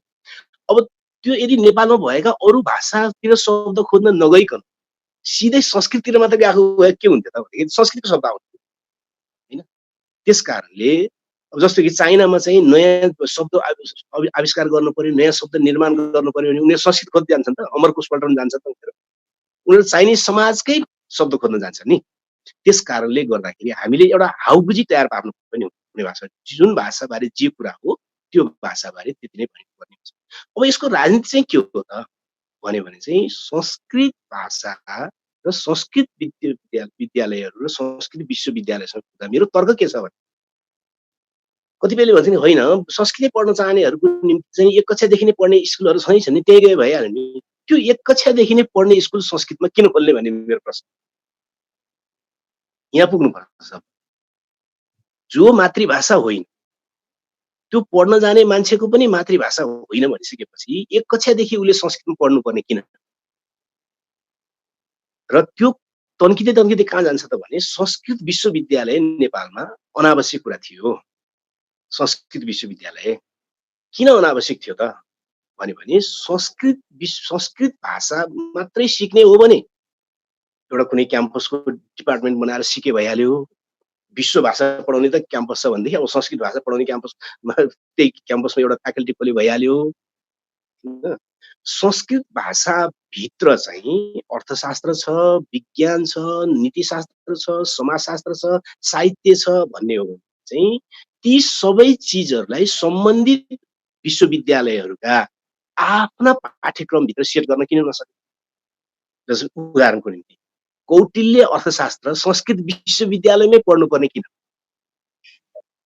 होइन कौटिल्य अर्थशास्त्र अरू विश्वविद्यालयको अर्थशास्त्र विभाग अन्तर्गतको पाठ्यक्रममा राखेर पढ्न नहुने किन? यसको कुनै उत्तर छ र? यसको कुनै तर्क छ र? कौटिल्य अर्थशास्त्र त्यति बेलाको अर्थशास्त्रमा मानिएको एउटा अर्थशास्त्रको तरिका छ, अर्थशास्त्र व्याख्या गर्छ त्यसले। त्यो अर्थशास्त्र संस्कृत भाषामै, त्यो पनि संस्कृत विश्वविद्यालयमै पढ्नुपर्ने भन्ने कुनै जरुरी कुरा हो त त्यो होइन। जसरी ल्याटिन भाषामा लेखिएका पाइथागोरसका टोलमीका होइन सिद्धान्तहरू चाहिँ तपाईँले इङ्ग्लिसमा पढ्न सक्नुहुन्छ। तपाईँले नेपालीमा पढ्दा पनि केही फरक पर्दैन त्यो ज्यामितिहरूलाई, त्यो थ्योरीहरूलाई। भनेदेखि चाइनिजहरूले आफ्नै भाषामा पढ्छन् ती पाइथागोरसका थ्योरी पनि। भनेदेखि चाणक्यको अर्थशास्त्र चाहिँ संस्कृत विश्वविद्यालयमै र संस्कृत भाषामै पढ्नुपर्ने हो र? त्यो त कदापि हो। त्यसै गरी ज्योतिषशास्त्र चाहिँ साइन्स कलेजमा पढ्न किन नहुने? होइन ज्योतिषशास्त्र संस्कृत विश्वविद्यालयमै संस्कृत भाषामै किन पढ्नुपर्छ र? ज्योतिषशास्त्र त विज्ञान पढाइने विश्वविद्यालयका आङ्गिक क्याम्पसहरूमा त्यसलाई पाठ्यक्रमभित्र राखेर पढ्न सकिन्छ। पढ्न सक्ने कुरा केही छैन। साहित्य त हामी आर्ट्स अन्तर्गत सबैतिर बेलायतको साहित्य त पढिरहेको छ आर्ट्समा भनेदेखि हिन्दुस्तानको चाहिँ त्यति बेलाको साहित्य चाहिँ संस्कृत भएका साहित्यलाई पढ्न नसक्ने भन्ने कुरा छैन। के कारणले गर्दाखेरि अब बाँकी रहन्छ एउटै मात्रै कुरा बाँकी रहन्छ, त्यो कर्मकाण्ड होइन। कर्मकाण्ड वा हिन्दू समाजमा रहेका संस्कारहरू सम्पन्न गर्ने कुरा हो। त्यसको निम्ति एउटा फ्याकल्टी खोल्दै भइहाल्यो। त्यसैले नेपालमा संस्कृत विश्वविद्यालय खोल्ने जो अवधारणा ल्याइयो, भाषाको नाममा विश्वविद्यालय अवधारणा ल्यायो, त्यो वास्तवमा संस्कृत विश्वविद्यालय होइन, त्यो वास्तवमा हिन्दू विश्वविद्यालय होइन। हिन्दू समाजभित्र विकसित भएका सम्पूर्ण चिजहरूलाई चाहिँ संस्कृत भाषामा पढाउने विश्वविद्यालय, त्यो हिन्दू विश्वविद्यालय हो यथार्थमा किटेर भने। त्यसकारणले नेपालमा के हो त भन्दाखेरि चाहिँ संस्कृत विद्यालय खोल्ने, विश्वविद्यालय खोल्ने, पाठ्यक्रममा राख्ने भनेपछि चाहिँ नेपाली समाजलाई क्रमशः कुनै न कुनै तरिकाबाट फेरि हिन्दूकरणको प्रक्रियालाई निरन्तर दिने भन्ने राजनीति हो। हिन्दूकरणको प्रक्रियालाई निरन्तरता दिने राजनीति। जबकि भारतमा थुप्रै विद्वानहरूले भनिसकेको कुरा हो, प्रश्न पारिसकेको कुरा हो कि संस्कृत भाषामा भएका ग्रन्थहरू, आधारभूत ग्रन्थहरू अध्ययन गर्नका निम्ति अब संस्कृत भाषा नै सिक्नुपर्छ भने सबैको निम्ति अनिवार्य छैन, किनकि त्यो हिन्दी वा अन्य भाषामा चाहिँ अनुवाद भइसकेको छ। जसरी कुरान बुझ्नका निम्ति अरबी नै सिक्नुपर्छ भन्ने छैन, अङ्ग्रेजी र हिन्दीमा पनि अनुवाद भइसकेको छ भने जस्तै कुरा हो त्यो त। तर एक कक्षादेखि नै अनिवार्य इत्यादि किन भनिन्छ त नेपालमा भने चाहिँ नेपालको शासक वर्ग र शासक जाति, नेपालको शासक वर्ग र शासक जाति चाहिँ को चाहिँ अतिरिक्त खालको अनुराग, हिन्दुत्व प्रतिको अनुराग बाँकी छ। हिन्दुत्व प्रतिको अनुराग बाँकी भएको हुनाले उसलाई के लाग्छ भने त्यो चाहिँ महान जस्तो लाग्छ। जस्तै म उदाहरण पनि राख्छु कि शिक्षा मन्त्रीले चाहिँ कतिपय ठाउँमा गरेको भाषण इत्यादि हेर्दाखेरि लाग्छ, कस्तो लाग्छ भन्दाखेरि चाहिँ अहिलेका मान्छेहरूलाई, विद्यार्थीहरूलाई नैतिकवान बनाउने होइन, उनीहरूलाई योग्य नागरिक बनाउनका निम्ति पनि संस्कृत भाषा पढ्नुपर्छ भन्ने खालको तर्कहरू छ। हामी सरल ढङ्गले बुझ्दा के सकिन्छ त भने संस्कृत भाषाले त्यो बेलाको समाज लेखेको छ। जुन बेला पितृसत्ता चरम थियो, जुन बेला शूद्रहरूमाथिको उत्पीडन चरम थियो, जुन बेला राजाहरूको चाहिँ सबभन्दा बढी बनाइ चढाइ हुन्थ्यो होइन, र जुन बेला दासहरूमाथि, शूद्रहरूमाथि, महिलाहरूमाथि चरम उत्पीडन हुन्थ्यो भनेपछि त्यस बेलाको नैतिकता भने पनि त्यसैको आधारमा बन्ने हो। कि नैतिकता भने त कुनै धर्मबाट फुत्त निस्किने त होइन, त्यो बेलाको समाजको अर्थ राजनीतिबाट निस्किने कुरा पनि। त्यस कारण त्यो बेला 2000 वर्षभन्दा अगाडिको सामन्तवादी समाज, पितृसत्तावादी समाज, दास र शूद्रहरूमाथि चरम यातना दिने समाजमा नैतिकता भन्ने कुरा पनि त्यही आधारमा जन्मिएको हुन्थ्यो र त्यही पढ्ने हो त्यहाँ। अब त्यो नैतिकताको आधारमा त्यो नैतिकतालाई अहिले अध्ययन गराएर अनि मान्छेलाई एकदम योग्य बनाउँछु भनेर जसले तर्क गर्छ त्यो कुरा चाहिँ मिल्ने कुरा होइन। त्यसकारण त्यहाँभित्र हामीलाई चाहिने, समाजलाई चाहिने थुप्रै कुरा हुन सक्छन्। अर्को विषय, कतिपय मान्छेहरूले भन्ने गरेका छन् संसारका विभिन्न विश्वविद्यालयहरूमा पढाइ हुन थाल्यो होइन, जर्मनीमा भइरहेको छ, बेलायतमा भइरहेको छ, आयरल्यान्डमा भइरहेको छ, अमेरिकामा भइरहेको छ, पछि नेपालमा चाहिँ किन विरोध जो भनिन्छ। स्वाभाविक रूपमा विश्वविद्यालय भनेकै त्यही हो, हैन। विश्वविद्यालय भनेको के हो त भने संसारका विभिन्न सभ्यता विभिन्न ज्ञानहरूलाई अनुसन्धान गर्नका निम्ति खोलिने हो विश्वविद्यालय त। स्वाभाविक रूपमा संस्कृत भाषा हिन्दू समाजको दक्षिण एसियाको हिन्दू समाजका थुप्रै 2000 वर्ष अगाडिका चिजहरू त्यहाँ संग्रहित भएको हुनाले त्यहाँ के भएको रहेछ भने त नामी विश्वविद्यालयमा त पढाइ नै भयो नि, त्यो स्वाभाविक कुरा। त्यसको निम्ति भन्न चाहिँ हामी नेपालमा पनि नेपाल एकदम धनी भयो, यहाँका विद्वानहरूले चाहिँ एकदम राम्रोसँग यो विश्व भाषा क्याम्पस खोले त्यो त राखिन्छ नै, त्यो अर्कै विषय हो। तर त्यो भनेको चाहिँ एक कक्षादेखि शिशु कक्षादेखि आफ्नो मातृभाषा समेत राम्रोसँग बोली नफुटिसकेको मान्छेको निम्ति बोझ बनाउने भने त होइन नि, त्यो त होइन। पिएचडी जुनसुकै विषयमा नै गर्न सकिन्छ भनेको मतलब पिएचडी को पाठ्यक्रम एक कक्षादेखि नै पढाउनु पर्छ भने हो र? यसरी त तर्क गर्न मिल्दैन, त्यो कुरा होइन।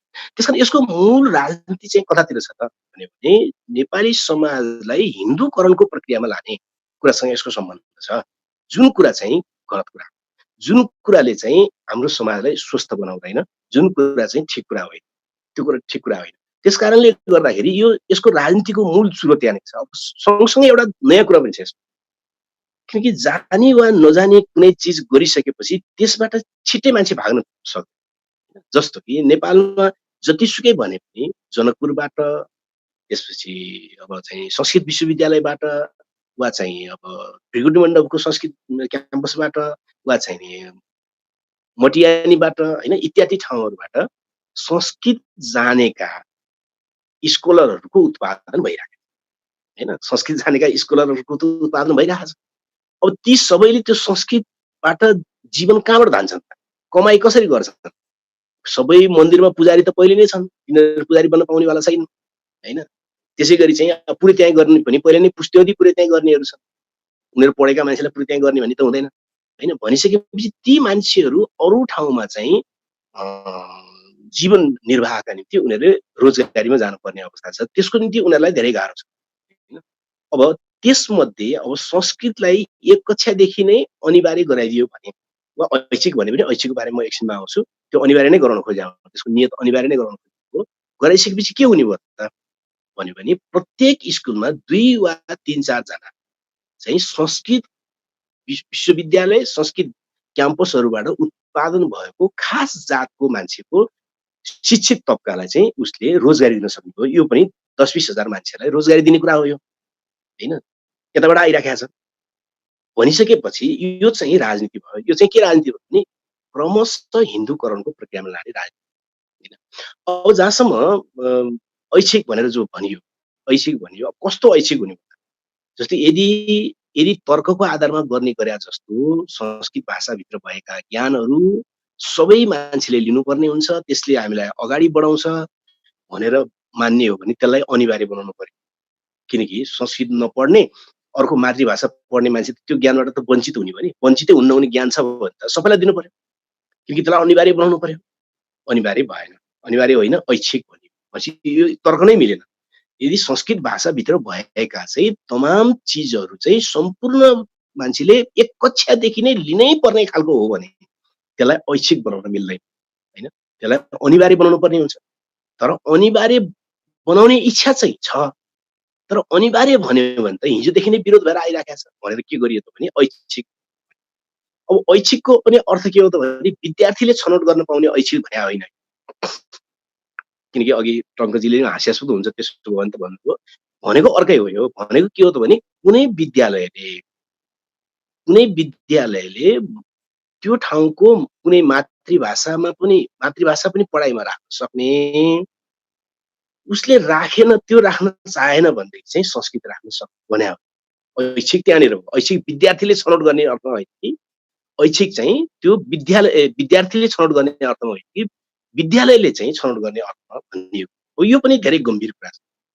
किन गम्भीर कुरा छ भने पहिलो कुरा त मातृभाषामा शिक्षा भनेको मातृभाषाको 100 पूर्णाङ्कको किताब बनाउने भनेको होइन नि। मातृभाषामा शिक्षा दिने भने त प्रारम्भिक शिक्षा चाहिँ अथवा आधारभूत शिक्षा चाहिँ मातृभाषाबाट सुरु गर्ने भनेको त मातृभाषाको 100 पूर्णाङ्कको एउटा किताब त्यहाँ राखिदिने भने हो र? त्यसो भनेको होइन।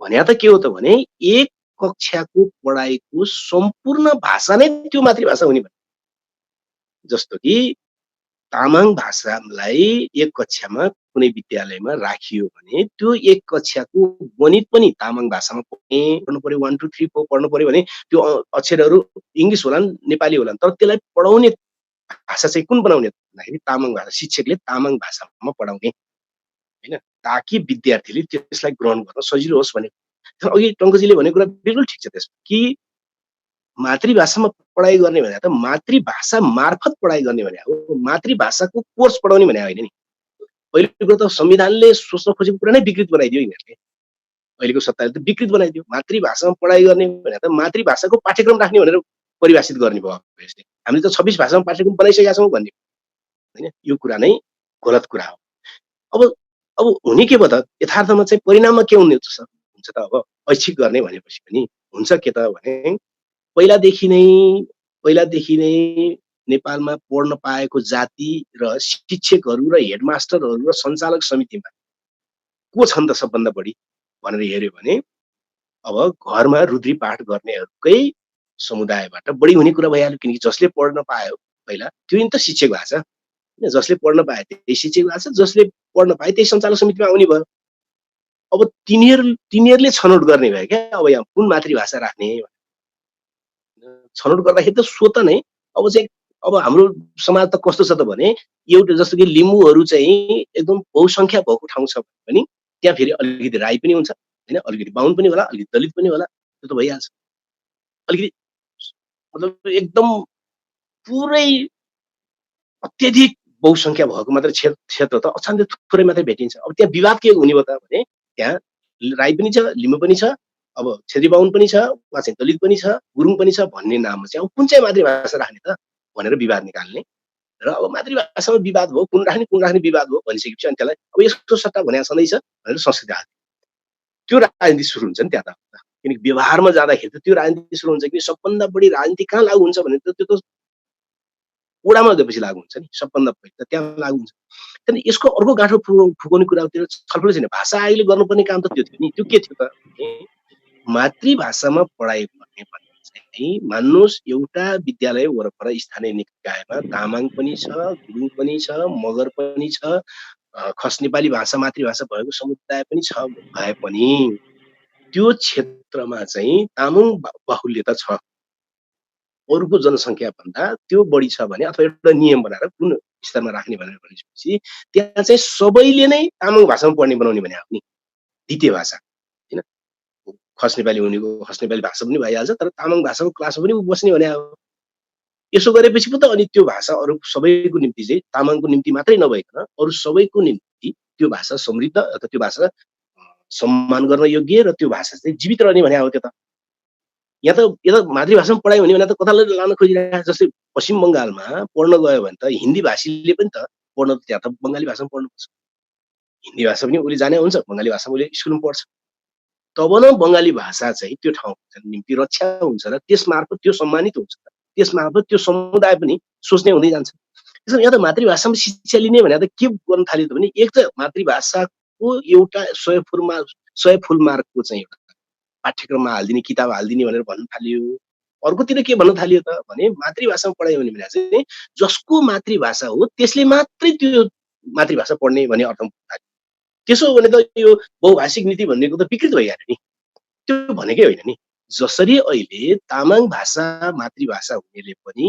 नेपालीमा पढ्न परिरहेको छ त्यसै गरी नेपाली मातृभाषा हुनेले पनि तामाङ भाषामा पढाइ हुने ठाउँमा जाँदाखेरि चाहिँ उसले तामाङमा पढ्ने भनेको त्यसको मतलब उसको नेपाली भाषा हराउने त होइन उसको बोलीचालीमा त छँदैछ त्यो आफ्नो प्राथमिक भाषाको रूपमा त्यो पो भने हो त त्यसो भाषा आयोग र नेपालको राज्यले संविधान बन्दाखेरि सोचिएको जो त्यसमा चाहिँ जुन भाव थियो त्यसलाई विकृत बनाउँदैछ त्यसलाई विकृत बनाउँदैछ र त्यसलाई अन्त्यतिर लाँदैछ अब हुनेवाला के भयो त भने एकातिर चाहिँ अब संस्कृत मातृभाषाको बिचमा चाहिँ झगडा बहस हुने अर्कोतिर त्यसको विकल्प चाहिँ संस्कृत पढ भनिदिने भनिसकेपछि यो चाहिँ ऐच्छिक भने पनि सारा त यो अनिवार्य बनाउने दिशा हो हैन अनिवार्य फुटाउ र राज गर भन्ने सिद्धान्त अन्तर्गत चाहिँ अनिवार्य बनाउने विषय हो किनकि कसरी पनि हुन्छ त यो भने जुन संस्कृतलाई एक कक्षामा पढाइन्छ त्यसको तार जोडिँदै जाँदाखेरि क्याम्पस र विश्वविद्यालयसम्म छ हैन तार जोड्न पर्यो नि हैन धागो जोड्दै जाँदा त जसलाई एक कक्षामा पढाइन्छ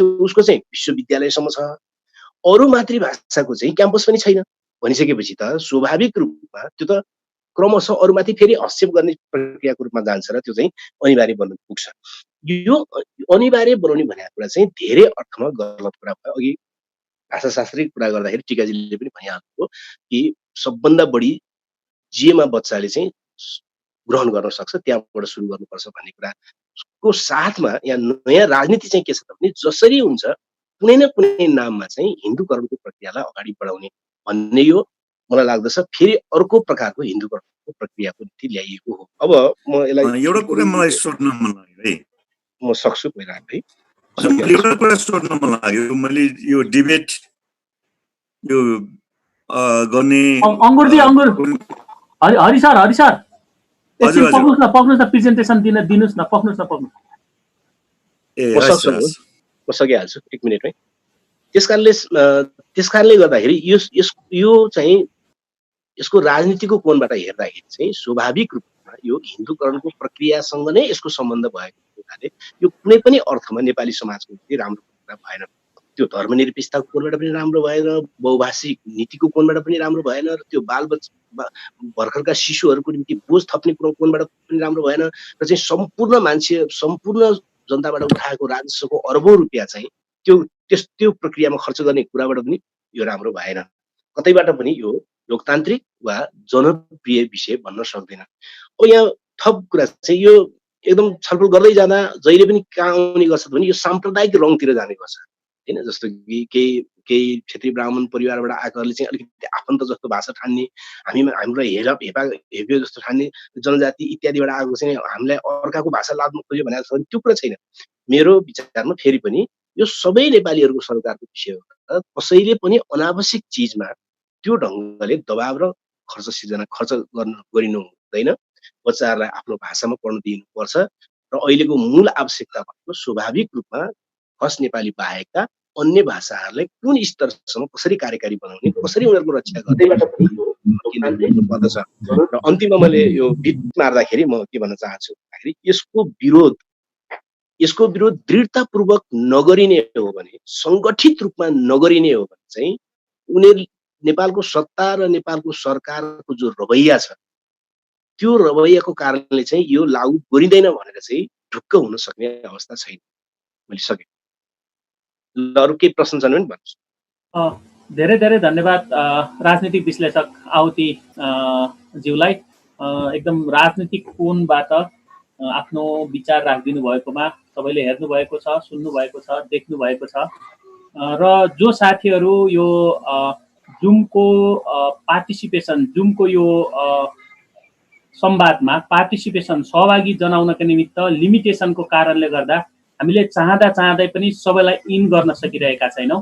त्यसैले जो साथीहरू फेसबुकबाट सुनिराख्नु भएको छ, लाइभ फेसबुक मार्फत तपाईहरु सुनिराख्नु भएको छ, तपाईहरु फ्री प्रेस नेपालबाट, नागरिकखबर.com बाट, नमस्ते नेपाली.com बाट, रेडियो हिमालयबाट, नेपाल आदिवासी जनजाति महासङ्घकै फेसबुक पेजबाट अथवा अरू विभिन्न पेजहरुबाट तपाईहरु सुनिराख्नु भएको छ, हेरिराख्नु भएको छ, देखिराख्नु भएको छ। र म सबै जुमको यो सहभागी यहाँ यो सेसनमा सहभागी हुनुभएका, यो कार्यक्रममा सहभागी भएका साथीहरूलाई आफ्नो प्रश्नहरू तपाईहरुले त्यो जुम ग्रुप च्याटमा राखिदिनु होला।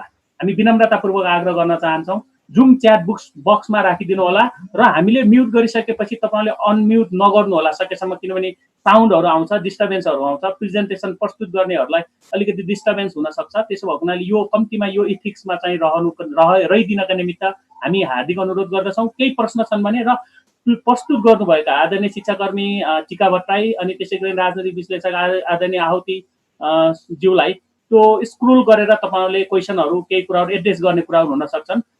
जुम ग्रुप च्याटमा स्क्रोल गरेर हेरिदिनु होला, त्यहाँ छन् र हामीले भर्बल रूपमा तपाईहरुले कुरा राख्ने सकेसम्म प्रयत्न गर्नेछौँ। तर because of the time limit र अरू कुराले गर्दा यीको धेरै कुराहरूले आउने गर्दा तपाईहरुको कन्सर्न र प्रश्न सकेसम्म त्यो भित्र राखिदिनु होला। हामी भन्छौँ र अब हामी अन्तिम प्रस्तुतिमा छौँ।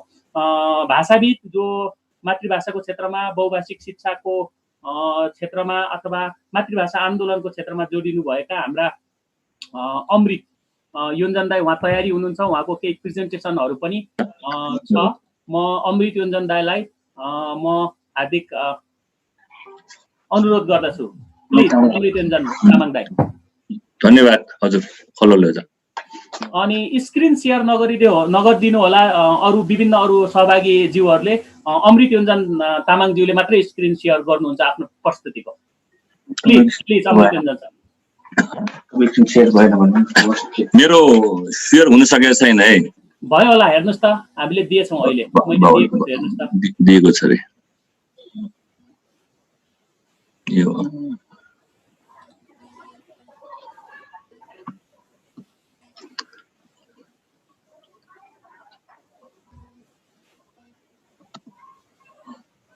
माथिल्लो छोडिदियो।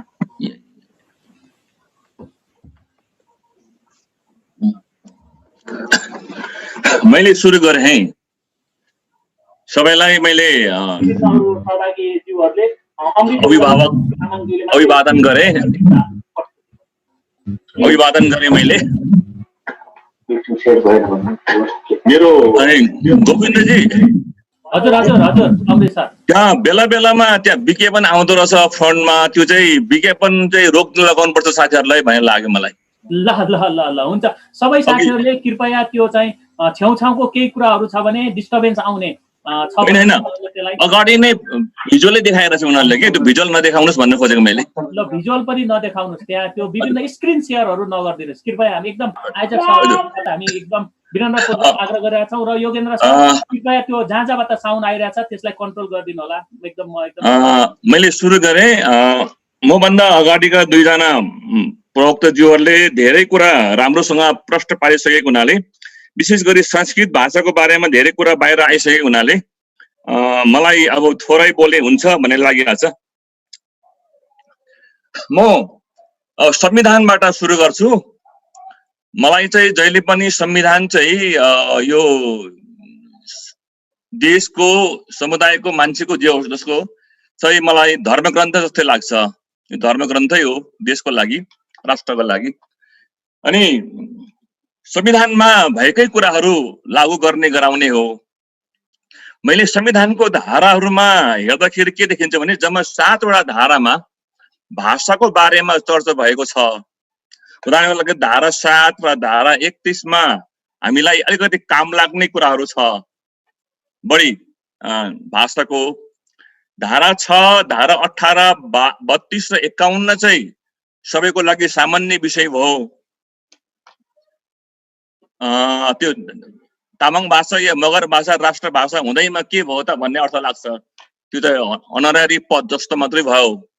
एउटा अन्य प्रावधान मैले धारा 287 मा भाषा आयोगको कुरा उठाएको छु। यसरी जम्मा जम्मी 7 वटा धारामा भाषाको कुरा उठाइएको छ र यसको प्रस्तावनामा बहुभाषिक देश भनेर मुद्दासँग घोषणा गरेको अवस्था हुनाले अहिलेको संविधानमा भाषा बारेमा धेरै कुरा आएको छ तुलनात्मक रूपले। तर यसमा केही कमजोरी छ अझै पनि भनेदेखि मातृभाषामा सूचनाको हक अझै पनि त्यो व्यवस्था गरिएको छैन, प्रावधान छैन। अदालतमा मातृभाषामा बयान दिन पाउने हकको पनि व्यवस्था छैन अझै पनि। यसरी लोकसेवामा मातृभाषाको प्रयोग गरेर परीक्षा दिने खालको हक पनि छैन। यी 3टा हक, सूचनाको हक, अदालतमा बयान दिन पाउने हक र लोकसेवामा मातृभाषामा जाँच दिन पाउने हक, 3टा हक अहिले पनि त्यो संविधानमा छैन। तर पनि यो संविधान अलिकति पहिलाको तुलनामा केही सकारात्मक छ। हामीले सुरुदेखि उठाउँदै आएको कुरा के थियो भने जनजाति आदिवासीहरूले मातृभाषीहरूले यो भाषिक विभेदको अन्त गरियोस् र भाषिक अधिकारको बहाली हुनुपर्छ, भाषिक समानताको अधिकारको प्राप्त गर्नुपर्छ। दुईटा यो कुरा चाहिँ राणाकालदेखि नै हामीले मातृभाषाले उठाउँदै आएको रहेछ। यसरी मातृभाषाको सन्दर्भमा यो संविधानको कुरा उठ्यो। यो संविधानले यसैमा मैले मातृभाषामा के कुरा गर्छ भन्ने कुरा म देखाउन चाहन्छु तपाईहरुलाई। संविधानमा भाषाको सन्दर्भमा 2 किसिमको भाषाको कुरा उठाएको छ। यहाँ सामान्यतः भाषा धारा 6, धारा 18, धारा 32 र धारा 287 ले सामान्य भाषा कुरा गरेको छ। त भाषा के हो, कसरी हो भन्ने कुरामा चाहिँ उसले धारा 7 मा सरकारी कामकाजको भाषा नेपाली भाषा हो भनेर प्रष्ट किटान गरेको अवस्था छ। गरिएको छ भने धारा 31 मा शिक्षाको कुरा गर्दाखेरि चाहिँ मातृभाषा भनेको छ। संविधानको सबै धाराहरूमा के देखाउँछ भने कि हेर्दाखेरि दुईटा भाषाको व्याख्या गरेको संविधानले किटानी गरेको छ, त्यो हो नेपाली भाषा र मातृभाषा। यसले अर्थ के हो भनेदेखि यहाँ संविधानले कहीँ पनि नेपाली भाषालाई मातृभाषा भनेको छैन। हामीलाई पुरै प्रश्न हुनुपर्ने कुरा मैले संविधानबाट के थाहा पाएँ भनेदेखि नेपाली भाषालाई मातृभाषा भनेको छैन। त्यस कारणले के हुन्छ भने जब हामी रेडियो नेपालमा पुग्छौँ त्यहाँ चाहिँ मातृभाषा समाचार देश राखेको हुन्छ। जब पाठ्यक्रम विकास केन्द्रमा जान्छौँ त्यहाँ 6औं पेपरमा मातृभाषा र पहिलो पेपर चाहिँ नेपाली भाषा लेखिएको छ। यहाँ मातृभाषा विशेष समिति पनि त्यहाँ राखिएको छ। नेपाली भाषाको छुट्टै विशेष समिति छ। नेपाल प्रज्ञा प्रतिष्ठान पुग्नुहोस् त्यहाँ मातृभाषा विभाग र मातृभाषा साहित्य विभाग छ। यसले के देखाउँछ भने संविधानको रिफ्लेक्सन चाहिँ कार्यक्रममा हुन्छ, सरकारी अफिस कार्यालयमा हुन्छ। यहाँ सबै मातृभाषा र नेपाली भाषालाई फरक फरक राखिएको छ।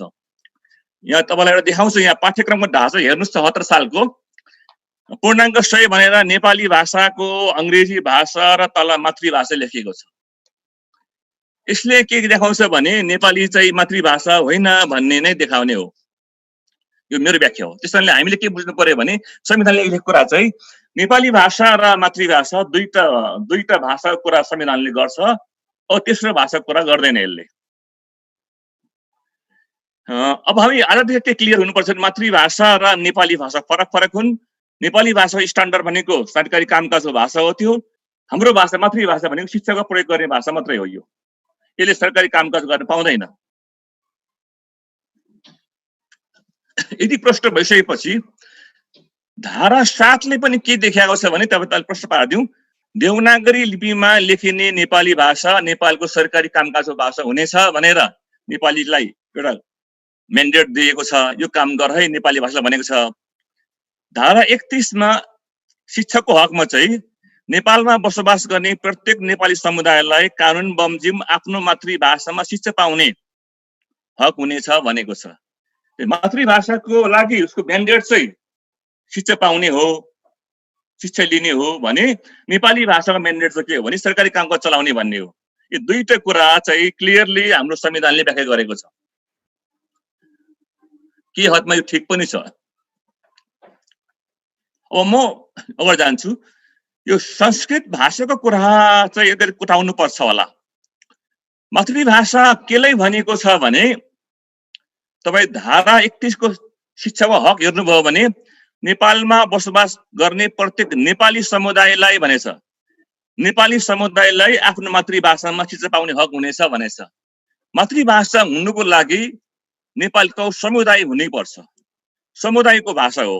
त्यसकारण तपाई शिक्षा ऐनमा प्रवेश गर्नुभयो भने 26 को धारा दफाको 1 मा के भनेको छ भने विद्यालयले प्रदान गर्ने शिक्षणको माध्यम नेपाली भाषा, अंग्रेजी भाषा वा दुवै भाषा वा सम्मिलित नेपाली समुदायको मातृभाषा हुनेछ भनेको छ। यसले पनि के देखाउँछ भने मातृभाषा हुनलाई समुदाय आवश्यक छ, समुदाय चाहिन्छ। त्यसै दफा 28 ले पनि के भन्छ भने नेपाली समुदायका नागरिकलाई आफ्नो मातृभाषामा आधारभूत तहसम्म शिक्षा पाउने हक हुनेछ भनेको छ। यसरी तपाईले हामीले जब संविधानको धारा र ऐन हेर्छौं त्यहाँ चाहिँ मातृभाषा हुनलाई समुदायको भाषा भनेछ। त्यसो भएको हुनाले संस्कृत भाषाको कुरा उठ्दाखेरि अघि धेरै प्रश्न भइसकेको संस्कृत भाषा कसको भाषा हो भनेर यो संविधान र ऐनले के प्रश्न पारेको छ भने यो कुनै पनि समुदायको मातृभाषा नभएको हुनाले या मातृभाषा हुनुको लागि समुदाय चाहिने हुनाले संस्कृत भाषा कुन समुदायले बोल्छ। संविधानले व्याख्या गरेको खस आर्य समुदायले बोल्ने हो भने नेपाली भाषा छ। त्यसले के देखाउँछ भने संस्कृत भाषा कसैको पनि मातृभाषा होइन, किनकि यो समुदायले बोल्दैन। त्यसो भएकोले पाठ्यक्रममा यसलाई प्रवेश गर्न चाहिँ उचित छैन। यो संवैधानिक यसको आधार छैन। त्यसकारणले यो संस्कृत भाषा चाहिँ असंवैधानिक भाषा हो भनेर हामी भन्न सक्छौं। तर जनगणनाको 2001 मा र 2021 मा चाहिँ 11 मा संस्कृत भाषाको वक्ता 823 देखाएको छ 2001 मा 58 मा र 1669 देखाएको छ 2011 अर्थात् 68 मा। यसले के देखाउँछ भने भाषाको वक्ता छ कि भन्ने देखाउँछ। तर हामी के प्रश्न हौं भनेदेखि जनगणना 2009 र 11 बाट सुरु हुँदै प्रत्येक 10 वर्ष गरेको जनगणना 46 साल 48 सालको जनगणनासम्म चाहिँ संस्कृत भाषाको उल्लेख छैन। तब 2049 सालमा संस्कृत अनिवार्य गर्ने बेलामा जब संस्कृत भाषाको व्यापक विरोध भयो त्यसपछि यहाँ वक्ताहरू देखा परेको हुन् या देखाइएको हो। तर यो डेटामा चाहिँ समुदाय नै हो भनेर विश्वास गर्ने आधार छैन। त्यसकारणले यो डेटामै विश्वास छैन, अविश्वास नै हो भन्ने मैले देखाएँ। मैले प्रश्न पार्न खोजेको के हो भने संस्कृत चाहिँ नेपालमा कसैको पनि मातृभाषा होइन, यो संविधानले पनि प्रश्न पारेको कुरा हो। त्यसकारणले पाठ्यपुस्तकको विशेष गरी प्रारम्भिक कक्षाहरूमा आधारभूत तहको कक्षा 1 देखि 3 कक्षामा संस्कृतलाई मातृभाषाको रूपमा राख्नु चाहिँ संवैधानिक कानुनी ठहर्दैन भने मैले। अब दुईटा भ्रमहरू खूब चलनमा छ संस्कृत बारेमा। संस्कृत भाषा चाहिँ संसारकै प्राचीनतम भाषा हो भन्ने एउटा भ्रम फैलिएको छ। अर्को के भ्रम छ भने संस्कृत भाषा संसारको सबै भाषाको जननी हो भन्ने भ्रम फैलिएको छ।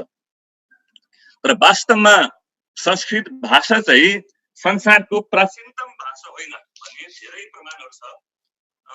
त्यसमा संसारको प्राचीनतम 10 वटा भाषामा चाहिँ संस्कृत भाषा पनि पर्छ, धेरैले उल्लेख गरेको छ।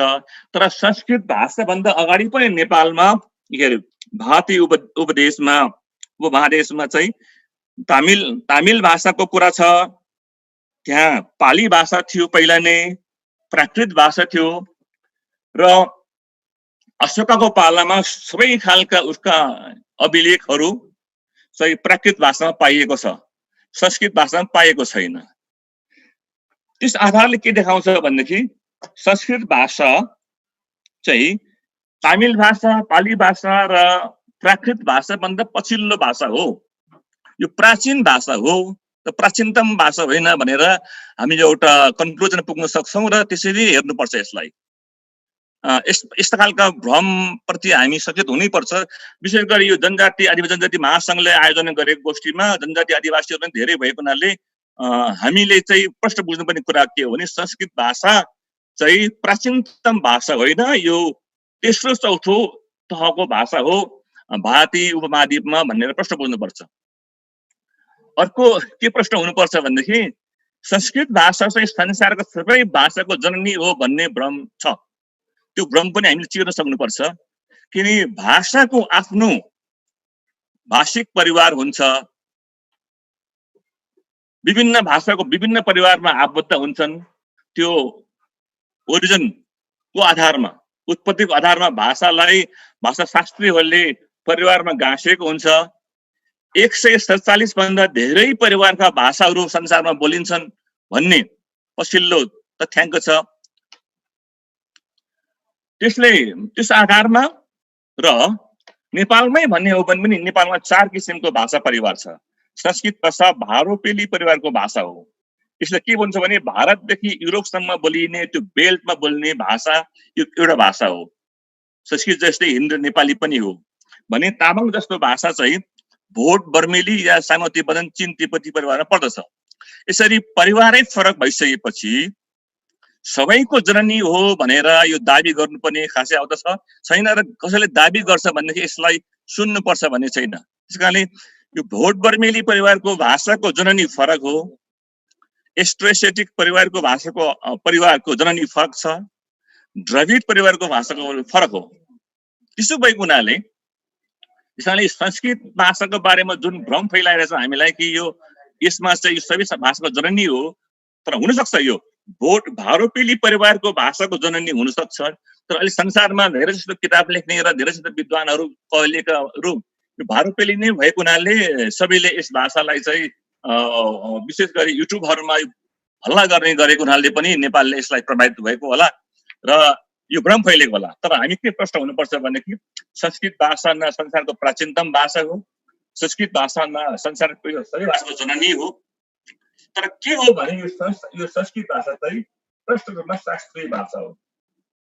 शास्त्रीय भाषा भनेको आजभन्दा 1000-2000 वर्ष 1500-2000 वर्ष अगाडिका धेरै ग्रन्थहरू लेखिए जो अहिले जो बोलचालीमा रहेनन् हुँदैनन्। भाषा चाहिँ बोलचालीमा नभएको हुनाले यो यसलाई मृत भाषा घोषणा गर्छ।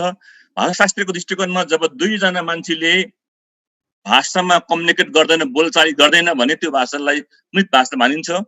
संस्कृत भाषा शास्त्रीय भाषा हो, यसमा धेरै ग्रन्थहरू छन्। यो मुख भाषा हो भनेको अर्थ चाहिँ यसमा किताबहरू लेखिएको छ, धेरै ग्रन्थहरू छन्, धेरै ज्ञान विज्ञान पनि छ होला, तर यो शास्त्रीय भाषा हो, यसले क्लासिकल ल्याङ्ग्वेज भन्छ। यसमा ज्ञान विज्ञान धेरै भएको हुनाले हुने यसलाई पढ्न आवश्यक छ निश्चित रूपमा। तर कसले पढ्ने, कहाँ पढ्ने भन्ने कुरा यसको ठाउँ र ठेगाना हुन्छ छ। अर्को चाहिँ यो कर्मकाण्डको भाषा हो। त्यस कारणले अघि आहुतिजीले धेरै प्रश्न पाइसक्नु भएको छ। यो कर्मकाण्डको भाषा हो, त्यस कारणले कर्मकाण्ड गर्नको लागि पनि कर्मकाण्ड भनेको वृत्तिलाई बुझाउनको लागि यो भाषाको प्रयोग हुन्छ। त्यस कारणले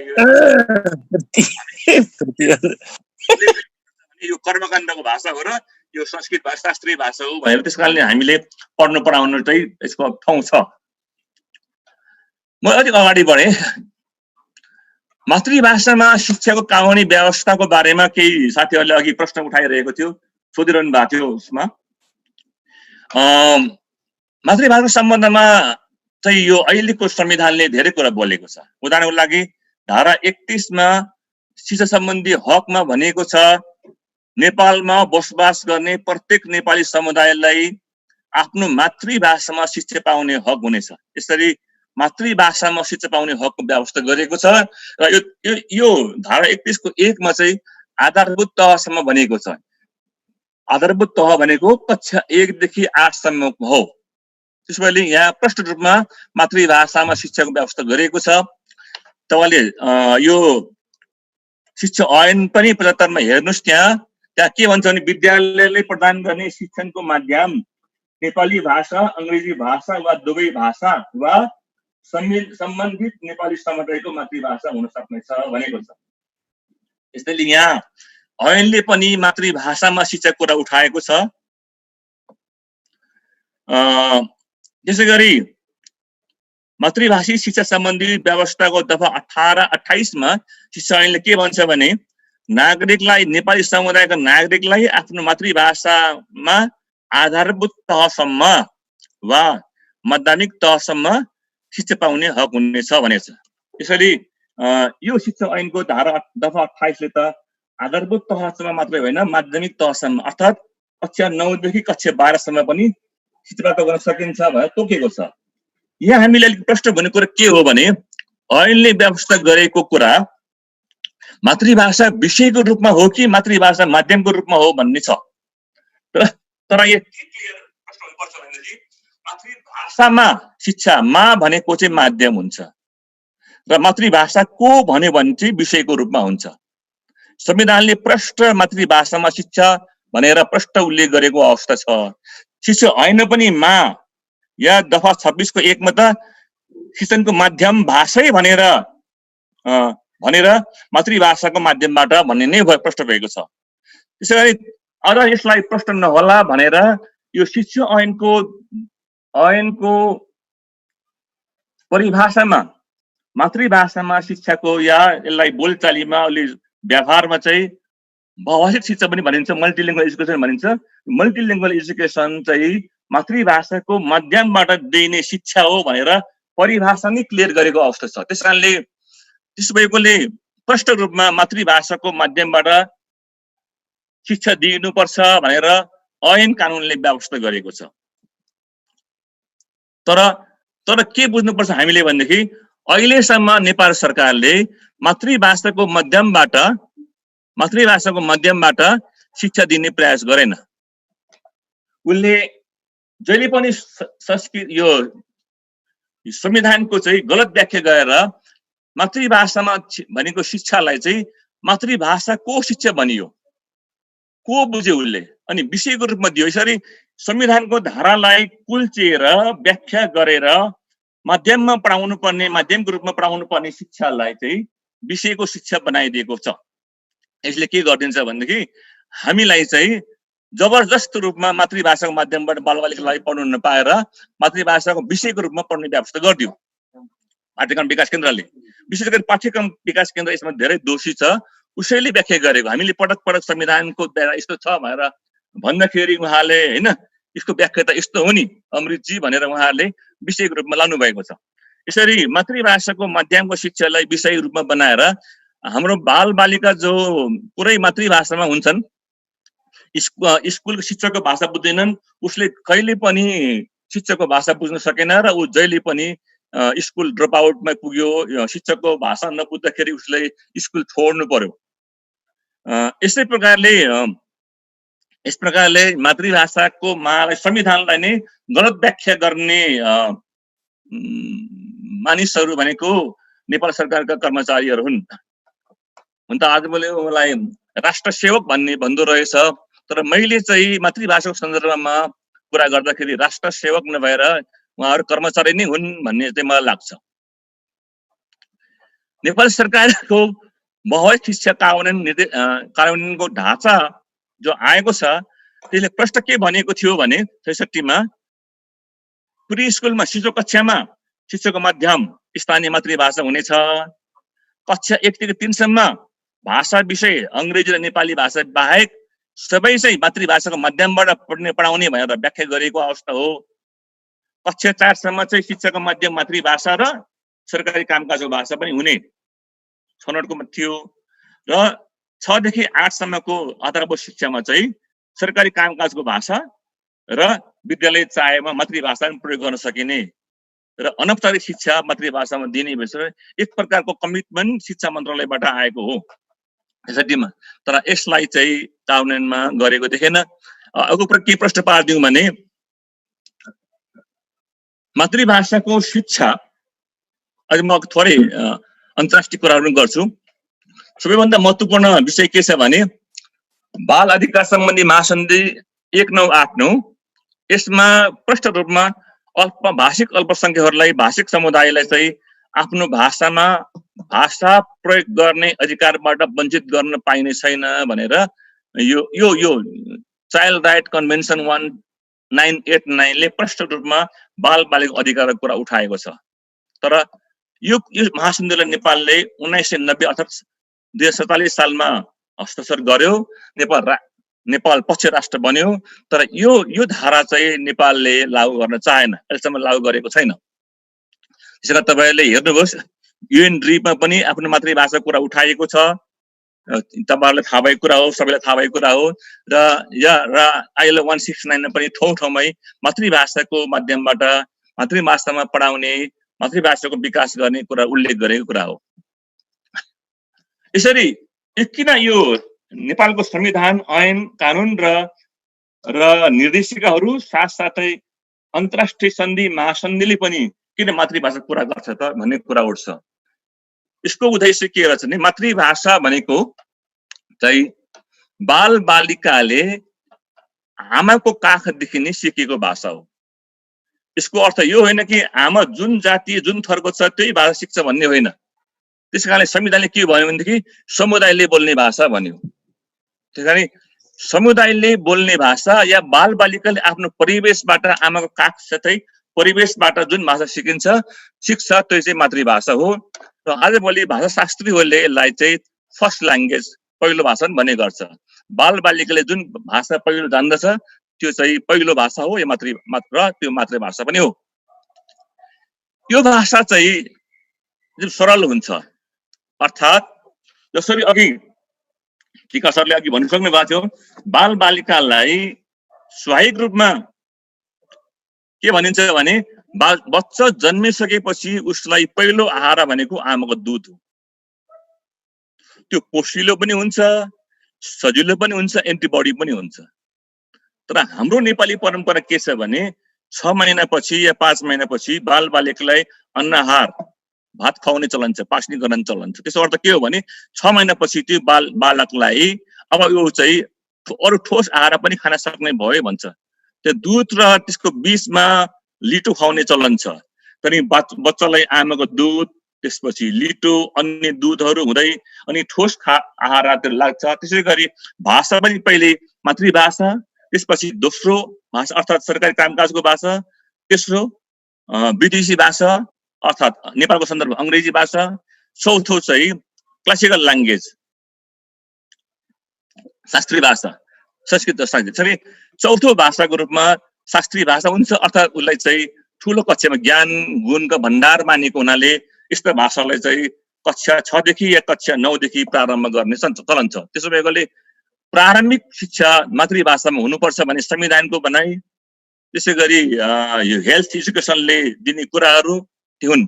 अर्को चाहिँ बाल बालिकालाई चाहिँ दैनिक आधारभूत सञ्चार सिपको लागि यो मातृभाषा नै हुन्छ।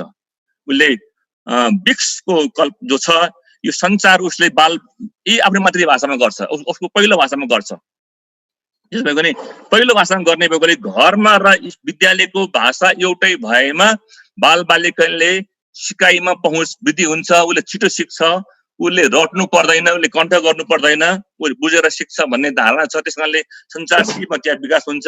त्यस साथसाथै आदि मातृभाषी समुदायको ज्ञान विज्ञानको स्रोत पनि मातृभाषा हो।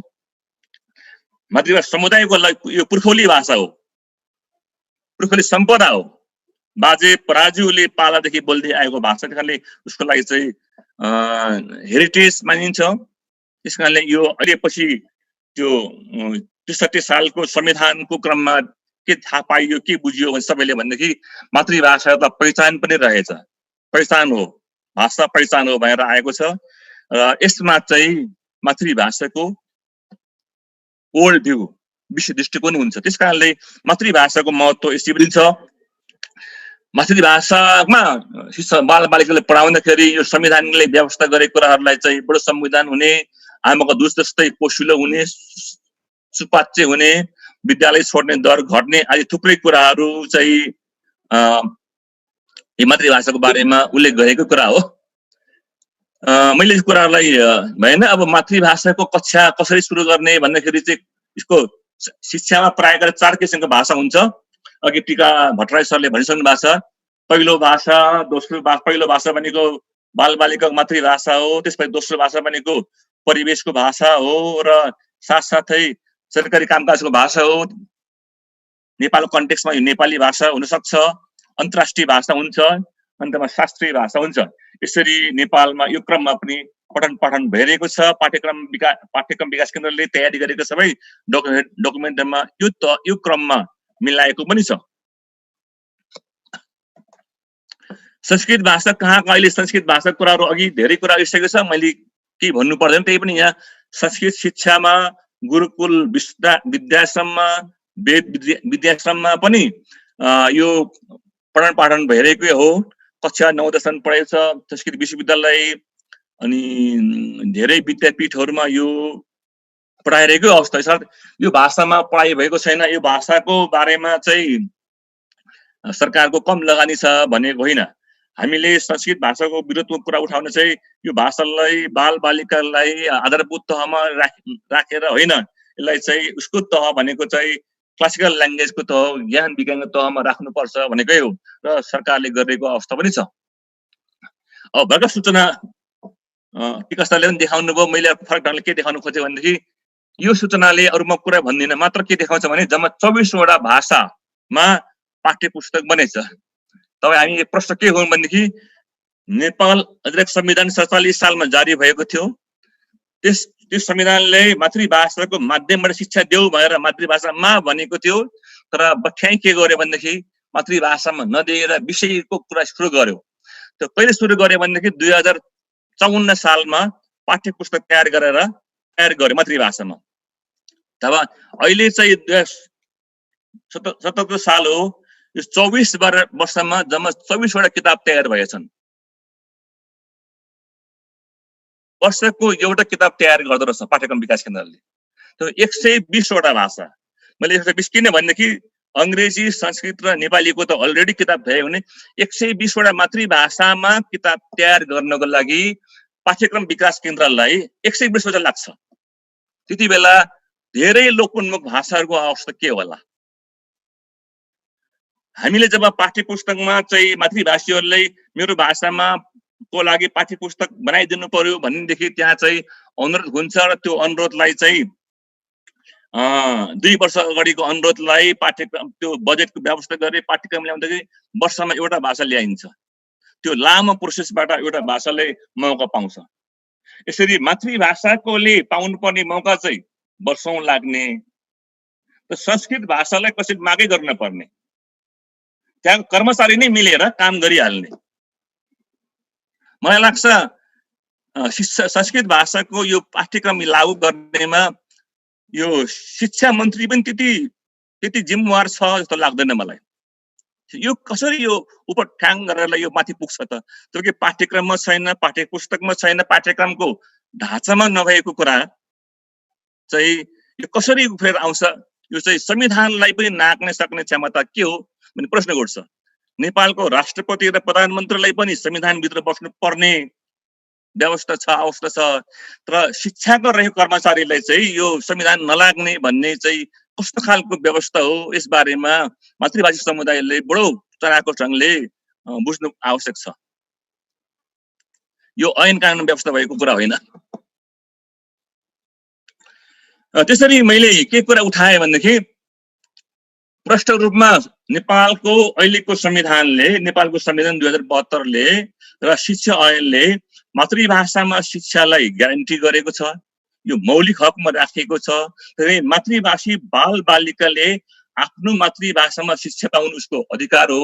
तर गएको 250 वर्षदेखि यी बाल बालिकाहरू, हैन, वर्ड मैले अंग्रेजीमा प्रयोग गरेँ, लिङ्ग्विस्टिक जेनोसाइड इन एजुकेसन, अर्थात् शिक्षामा यी बाल बालिकाहरूको, मातृभाषी बाल बालिकाको संहार भएको छ।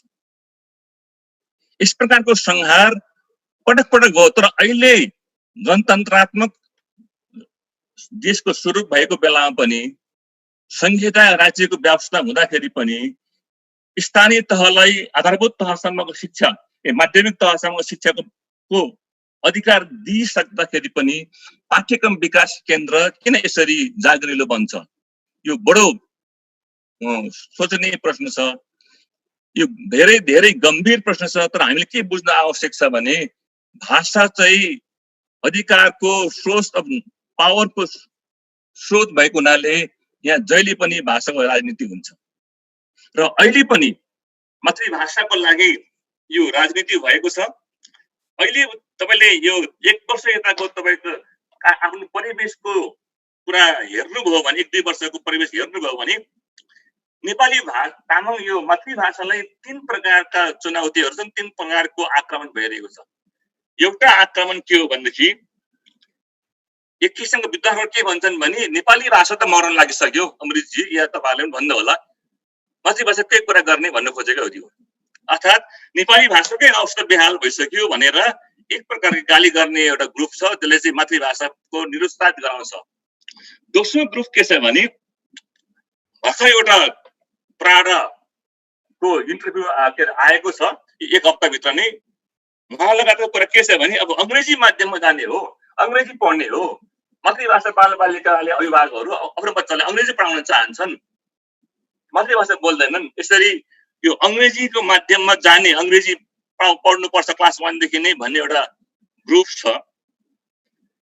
तेस्रो ग्रुप यो संस्कृत देखिहाल्यो, जबरजस्त लाद्ने, यसरी नेपाली भाषा मर्न लाग्यो भनेर आक्रमण गर्ने किसिमको निरुत्साहित गर्ने समूह, त्यसै गरी अंग्रेजी माध्यममा जानुपर्छ भन्ने समूह र ऐच्छिक या माध्यम के ऐच्छिक वा अनिवार्य रूपमा संस्कृतले लाग्नुपर्ने, यो 3 प्रकारको एउटै ग्रुप हो। फेरि एउटै जाति, एउटै भाषी समुदायको यो आक्रमण छ।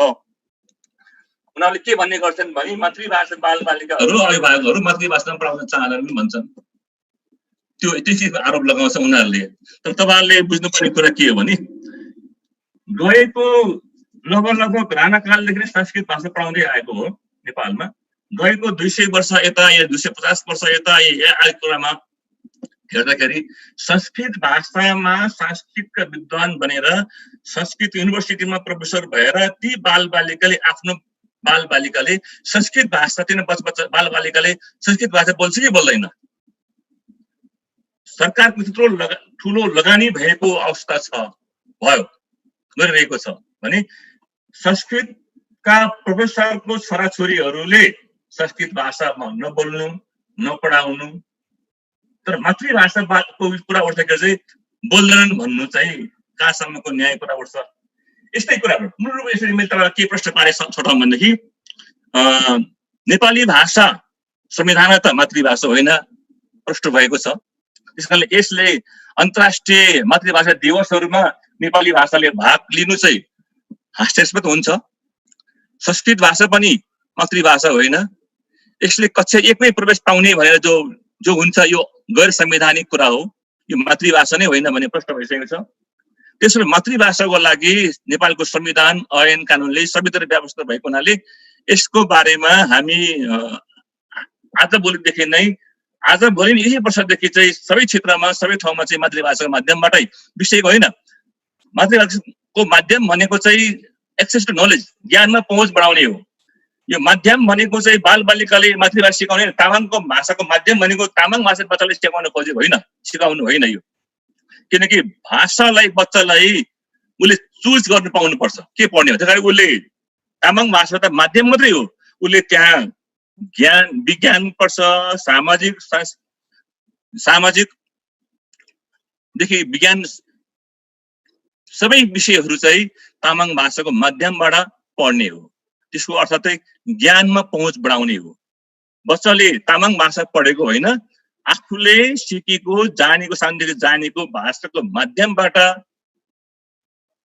विभिन्न विषयको ज्ञान आर्जन गर्ने हो त्यसकारणले ज्ञानमा पहुँच बढाउनुको लागि मातृभाषाको महत्त्व छ र यसलाई पढाउनु पर्छ भन्ने हो यसको अर्थ यो होइन कि मातृभाषालाई विषयको रूपमा पढाउनु हुँदैन त्यही कारण मातृभाषालाई कक्षा 1 देखि विश्वविद्यालय तहसम्म पढाउनुमा कुनै रोकठोक छैन अहिले कयौं भाषाहरू नेवारी भाषा लगायतले विश्वविद्यालयमा पढाइरहेको छ तर हाम्रो जाँगर यत्र कम छ त्यसकारणले अब जनजाति महासंघसँग आबद्ध सबै जनजातिहरूलाई मेरो अनुरोध के हो भने मातृभाषामा शिक्षालाई संविधान त कानुन त अन्तर्राष्ट्रिय सन्धि सम्झौताले पनि सन्धि महासन्धिले पनि पढाऊ भनिसकेपछि अब यी नेपालका सरकारका यी कर्मचारीहरू जसले चाहिँ संस्कृत भाषालाई लाँदै मातृभाषालाई मार्न खोज्दैछ यसको लागि चाहिँ तपाईँले याद गर्नु होला सबभन्दा ठुलो हतियार चाहिँ उनीहरूले आरपीलाई प्रयोग गर्यो आरपी माध्यमबाट गाउँ विद्यालय पुगेर मातृभाषा अहिलेको जमानामा के पढ्ने अङ्ग्रेजी पढ्नुपर्छ भनेर यो अभिभावकलाई रटाउने काम चाहिँ आरपीसहरूबाट भएको थियो रह्यो र अहिलेको व्यवस्थामा अहिले चाहिँ खारिज गरेको छ यसरी अङ्ग्रेजी भाषाको जो माहौल उनले खडा गरेको थियो त्यो माहौलले अहिले चाहिँ नेपाली भाषालाई पनि खान थाल्यो भनेर जो अहिले बजारमा जो अब विज्ञजनमा हल्ला चलाउन थालेपछि पाठ्यक्रम विकास केन्द्र कर्मचारीहरू अति नै बाठो भएर संस्कृतिलाई त्यहाँ लगेर नैतिकवानको शिक्षा र मातृभाषाको बारेमा हामी सबै राख्नुपर्छ धन्यवाद प्रश्नहरू गरौँला धेरै धेरै धन्यवाद अमृत योन्जन दाइलाई त्यो स्क्रिन बन्द गरिदिनु होला अब म चाहिँ तपाईहरुले जो 3 जना व्यक्तित्वहरूले प्रेजेन्टेसन गर्नुभयो आफ्नो विचार राख्नुभयो ती विचारहरुसँग तपाईहरुको आफ्ना क्वेरीजहरु होलान् आफ्ना जिज्ञासाहरु होलान् आफ्ना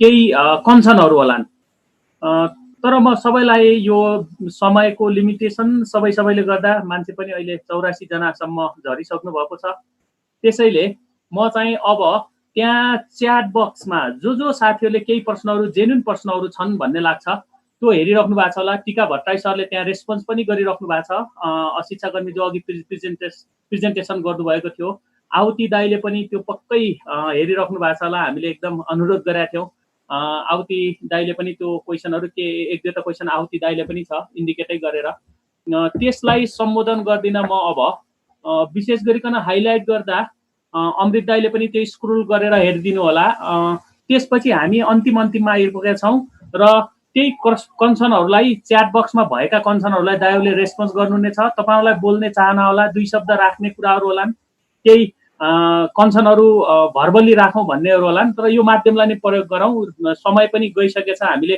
3 घन्टा जतिको समयको एस्टिमेसन गरेको अझ उता जान्छ कि जस्तो भइसक्न थालेको छ। र नेपाल आदिवासी जनजाति महासङ्घका पदाधिकारीज्यूहरू हुनुहुन्छ यहाँ, विभिन्न जातीय सङ्गठनका अध्यक्ष लगायत अरू महासचिव पदाधिकारी हुन्छ, सम्बोधन सङ्गठनहरूको हुनुहुन्छ, विदेश स्थितका जनजाति सङ्गठनका यहाँ प्रमुखहरू हुनुहुन्छ, यहाँ धेरै साथीहरू हुन्छ, पत्रकार साथीहरू हुनुहुन्छ, अभियन्ताहरू हुनुहुन्छ, इच्छुक शुभेच्छुक लेख्ने पढ्ने बोल्ने साथीहरू यहाँ हुनुहुन्छ यो ग्रुपमा। र फेसबुकबाट पनि यस विषयमा चाहना राख्नेहरूले सुनिराख्नु भएको छ, हेरिराख्नु भएको छ, कमेन्टहरू आइरहेका छन्।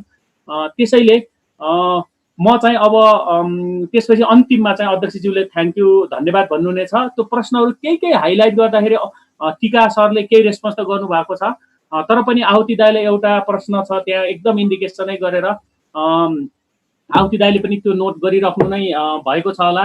जस्तै आहुति दाइले नै एउटा प्रश्न के छ भन्दा संस्कृत भाषाको विरोध भनेको चाहिँ अन्य 23 भाषाहरूको समानताको हदसम्म हो कि निषेधकै हदसम्म हो, यो चाहिँ आहुति दाइले भनिदिन पर्यो भनेर त्यहाँ एकजना साथीले प्रश्न राख्नु भएको छ। कतिपय साथीहरूको त्यो मोबाइलमा पठन पाठन गराउँदाखेरि कोही व्यावहारिक समस्यालाई कसरी सल्टाउने होला भन्ने एङ्गलको छ, त्यो अमृत दाइले पनि केही प्रस्तुतिमा आएका छन्।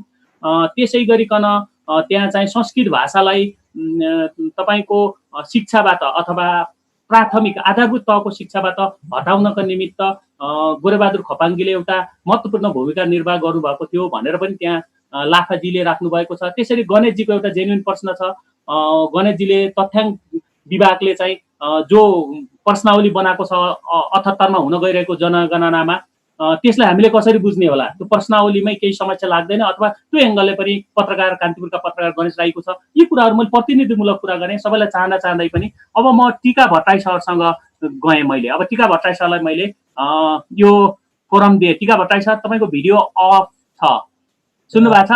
हजुर सुनेको छु म आफूलाई गर्नुहोस्, केही रेस्पोन्स गर्नु भएको छ? ल 5 मिनटभित्र गरिदिनु होला सर, अब त धेरै कुराहरू छैन। धेरै लगाउँदिन कुराहरू धेरै छन्। मैले कृष्ण कुमारी दिदी तपाईँले स्क्रिन अफ गर्नु होला, तपाईँको त्यो के गरिराखेको स्क्रिनमा आइराखेको छ। कृष्ण कुमारी दिदीले तपाईँले स्क्रिन अफ गरिदिनु होला, सबै देखिराखेको छ त्यहाँ। ल मैले यति कुराहरू भने। हजुर मैले अहिले मेरै स्क्रिन कहाँनिर चाहिँ भेट्टाएन, तर सुनिराख्नु भएको छ, त्यति महत्त्वपूर्ण भएन। म विशेष गरी त्यहाँ दुईटा, अब एउटा गणेशजीले उठाउनु भएको कुराको बारेमा म पर्याप्त जानकारी राख्दिनँ, तर त्यसबारेमा एकदम छलफल गर्नुपर्ने गम्भीर विषय छ भन्ने लाग्यो। यो जनगणनामा 3 किसिमको चाहिँ भाषाको कुरा गरेको, मातृभाषा, पुर्ख्यौली भाषा र अर्को के भन्ने कुरा गर्नुभएको थियो। त्यो चाहिँ एकदमै हामीले विचार गरेर तुरुन्तै रियाक्ट गर्नुपर्ने चिजको त्यसको अर्थ के हुन्छ भनेर यसबारेमा हाम्रो अमृत सरले पनि ध्यान दिनुभएकै होला अघि। अर्को कुरा चाहिँ हाम्रो शैल श्रेष्ठजीले उठाउनु भएको छ, अब यो संस्कृत यसरी पढाउने थालेको कुरामा मुद्दा हाल्न मिल्छ कि मिल्दैन होला भन्ने कुरा गर्नुभएको छ। मेरो विचारमा पक्कै मिल्छ, मुद्दा हाल्यो भनेदेखि त्यो परास्त नै हुन्छ, किनभनेदेखि त्यो कानुन सम्मत छैन। मैले यति 2टा कुरा गरेँ, अरू थुप्रै प्रश्नहरू छ, अहिले चाहिँ यति कुरा गरौँ। हस्, धन्यवाद सबको लागि, समयको र ध्यानको लागि।